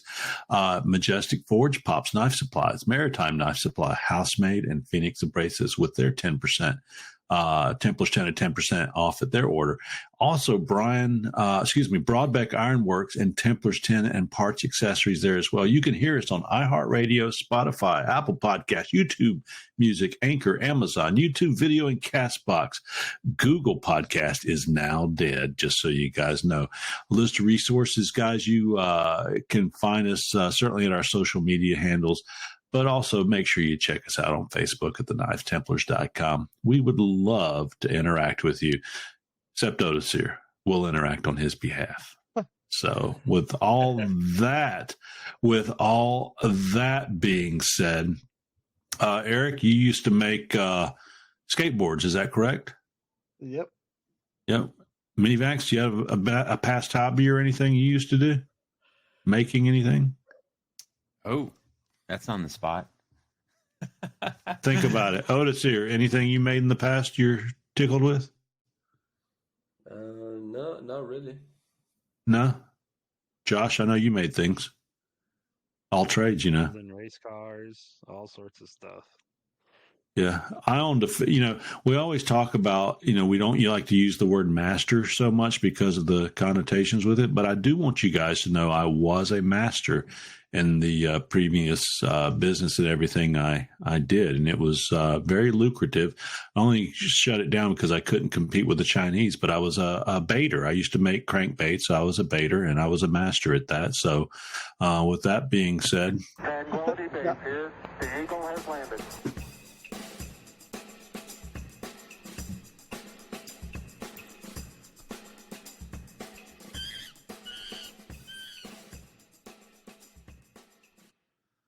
Let you guys do the math on that. I guess on the scale of funny tonight, I was not funny, so we will definitely go with the podcast title will be the best 10 minutes in podcast history. Chip, I have to point something out. Masturbator Chip. Yeah. You just wanted to say it, didn't you? Yes. Actually, that's funny. That's what I used to make allures for some very famous TV folks,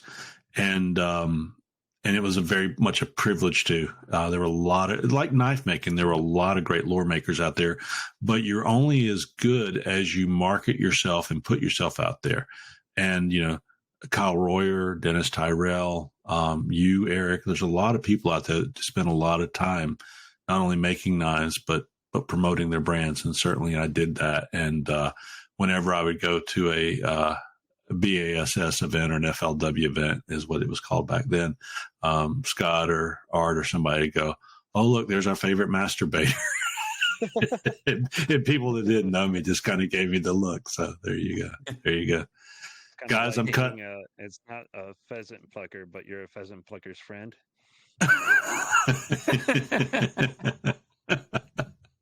Yes. So I'm going to be cutting out some knives in the morning. I can't wait. I'm looking forward to getting back into making another knife, and this one will be 8670. Eric, you going to be in the shop this weekend? Yes, I will. I've got a couple of commission things that I need to knock out, and of course, I'll be forging the live stream tomorrow night. Yeah. All the builds for the Viking Challenge released tomorrow morning. Yes, nice. They do. So no rest for the weary there, Eric. Talking about no the rest Viking Challenge, man, what can you tell me about your friend from Norway, Mr. Fagerland? Did you see? He's from Sweden. Nice. Yeah, he's from Sweden. Well, yeah, same thing. Pecans, okay. I think his is one of the best I've seen, and I don't know if it is the best in the challenge, but here's what I do want to say. They ought to have an award category, the best Viking blade made by a Scandinavian or by a Viking or by, that, because that is the most gorgeous blade. And the runes glow in the dark. Yes, they do. Yeah, it's really That's something else. Even his scabbard is awesome. That, by the way, how we gotta kidnap him and have him share his secrets right there. So Well, I'm all gonna. you got to do is paint where the letters are etched out. So if I just went in and I painted that glow in the dark stuff inside the letters that are right here, they would glow in the dark. Yeah. Okay, all right. So no kidnapping needed. Okay, cool.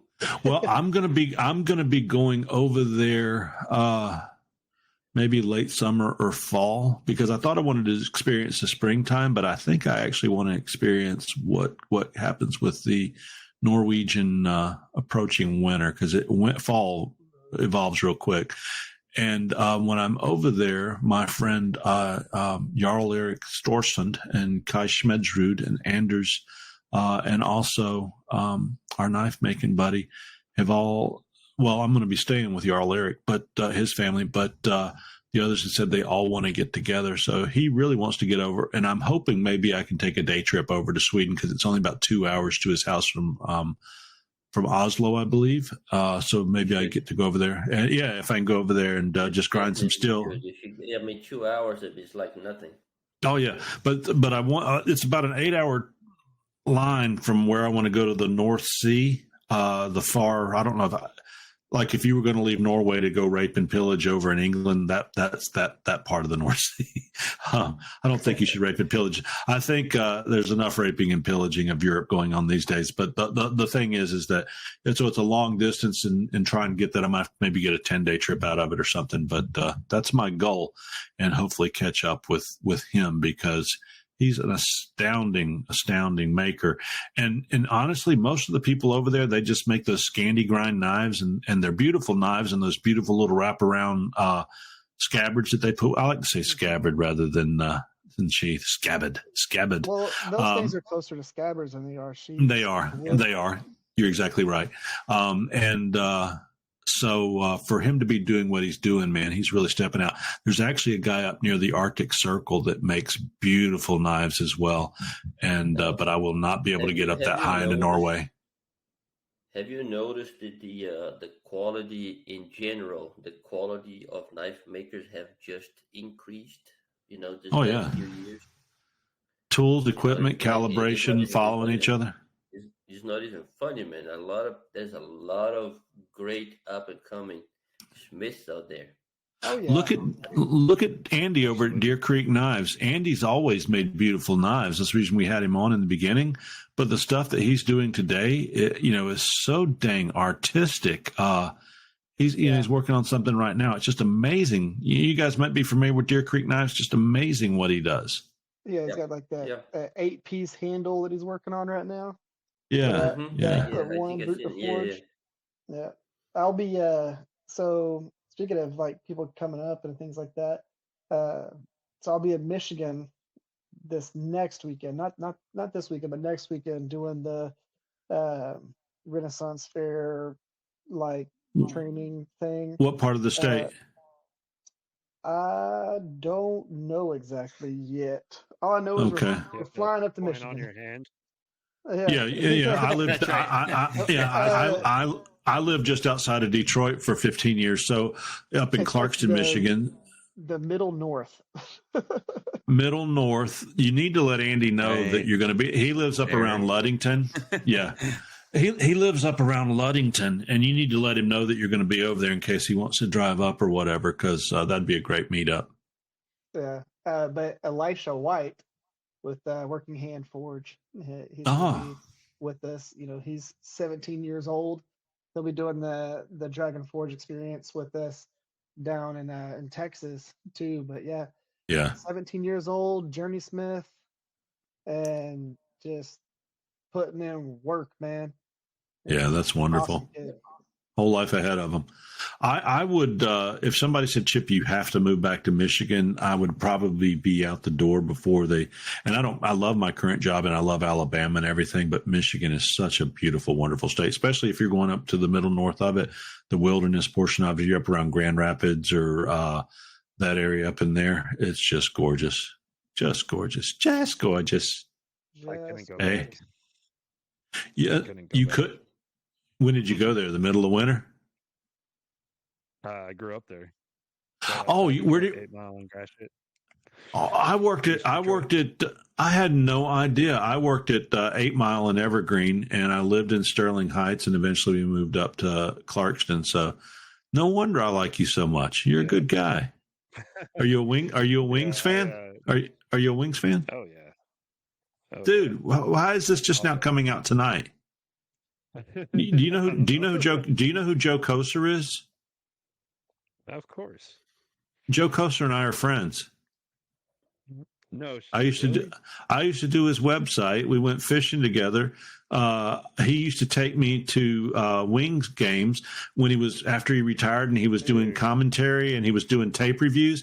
He took me to the Red Velvet Room. He had a skybox where he repped for different companies, would bring people up there. He's like, Chip, come along, let's go. So we'd go to the cigar bars and the bikini bars and all that, and then head up when I was a younger man up to those places. Yeah, Kosar and I probably email him once or twice a year. He's a good man. No way. Part of the Bruise Brothers. Mm-hmm. Dude, you and I are going to have to get closer. I didn't get out to your house and kill any of your turkeys for you, but I did see your dog running through the grass out on your farm. I've got to get over there and just experience all that's wilderness at your house. Absolutely. For sure. We'll set up something soon for sure. Sorry, guys, y'all can't come. You live too far away.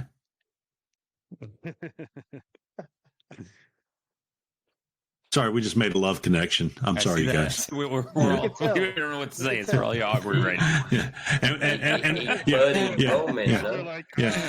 Yeah. We'll be back in 2 and 2.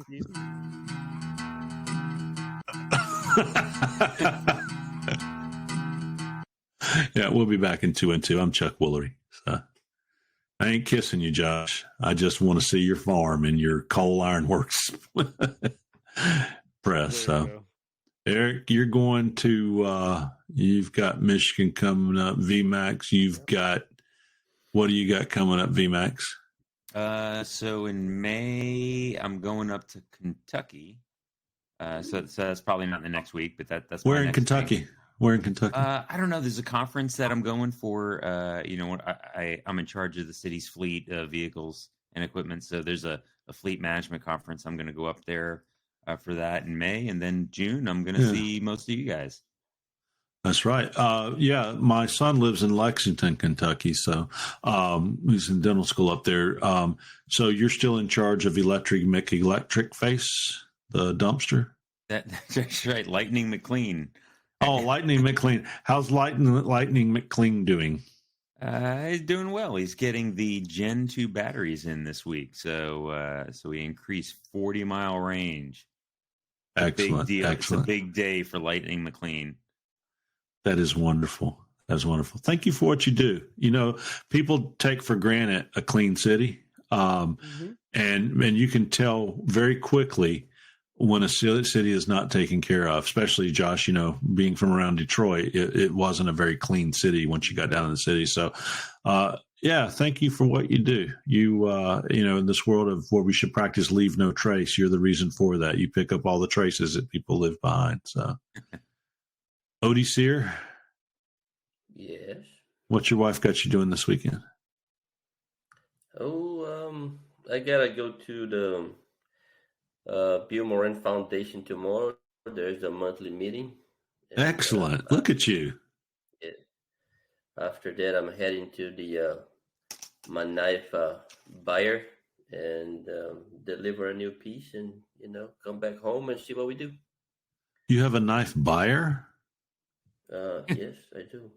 Is this a person that's buying a knife from you, or this is a guy that buys your knives and resells them? Yeah, he resells it. That is so cool. Listen at you. Don't sell my knife. I just have to sell a knife to get the money. And you still got that. Too long. It's sold already. Did you really? No, it's not. It's right there. All right. I got him. Very good. He's got a knife I want to purchase from him. Hopefully someday I'll make one that he says I want to purchase from you, but that will probably be free because he gave me the most beautiful knife a couple years ago. And you gave it away. No, I did not give it away. My son is holding it. I told you my son loves that knife. From your case. Cool. but it's still in the family and it's not given away. That is something that a father will give his most prized possessions to his children. And I mean that respectfully, because I told him, you will take care of this, blah, blah, blah, blah, blah, blah, blah, blah, blah. This is a very special knife. This guy's going to be somebody you do not go out and cut rope with this knife. And he treasures it. And if I wanted it back, I could go get it tomorrow. But I saw the love in his eyes that I was able to transfer this beautiful knife to him to hold. And eventually he just got it 20 years early, is all Otis here. But, but I'm going to buy but the fact is that I told my son, yes, you can have this knife, and I still want to buy my second knife from you. I hope that doesn't make you feel bad at all, because that should be nothing more than a compliment that I've got to have another one. So there you go. No, it does not. I just like pulling people's legs. Yeah. Well, realize I'm as sarcastic, and I can get pretty I've never lost a rap battle. And I lived in Detroit, and I was in many rap battles. That's crap that Eminem was doing on 8 Mile was nothing compared to what I could do. Josh said he lived at 8 Mile in Gratiot, was it? Yep. Was that right? I was at 8 Mile in Evergreen. That was Eminem territory. That was WGIB territory. Trust me. I was running with the gangs right there, buddy, working at an enema tip factory. I made enema. There's something else for your resume. I was the production manager for a company that made enema tips for upper and lower GI series. How do you like that, Otis here? Maybe I can get you some samples. You can try them out. I don't know. Yeah, sure. If I'm ever a pain in the yeah, do you know what those are, Otis here? It's for pumping. They stick this tube in your rear end and they pump radioluminescent barium into your colon, so they can do do an X-ray survey of whether you've got ulcers or growths or anything like that. So I basically made high-tech rectal suppositories, plastic suppositories. Yeah, so, that's why I laughed whenever you originally said it. They come in many different styles. You sure? You sure? You can use them. You can use them as straws. Yeah, you can use ones that have never been used as straws. People really like, dude. So yeah, and interestingly enough, the one that we made, the geriatric one, we cemented latex balloons to them, made a cuff so you could inflate them and really anchor those things in there, because that's the last thing you want coming loose during a geriatric lower bowel study. So hey, I'm there. Give me the balloon. I'm that old now. So with that being said, I just think it's about time we say. How did we go from knives to geriatric anal balloons? Because that's just how my mind runs. ADHD. What can I say? And with that being said, you guys say good night. Good night. Hey, good night, everybody. Good night, everyone. See you next time. Brought to you by Porkhouse Productions. Oinky, oinky, oinky.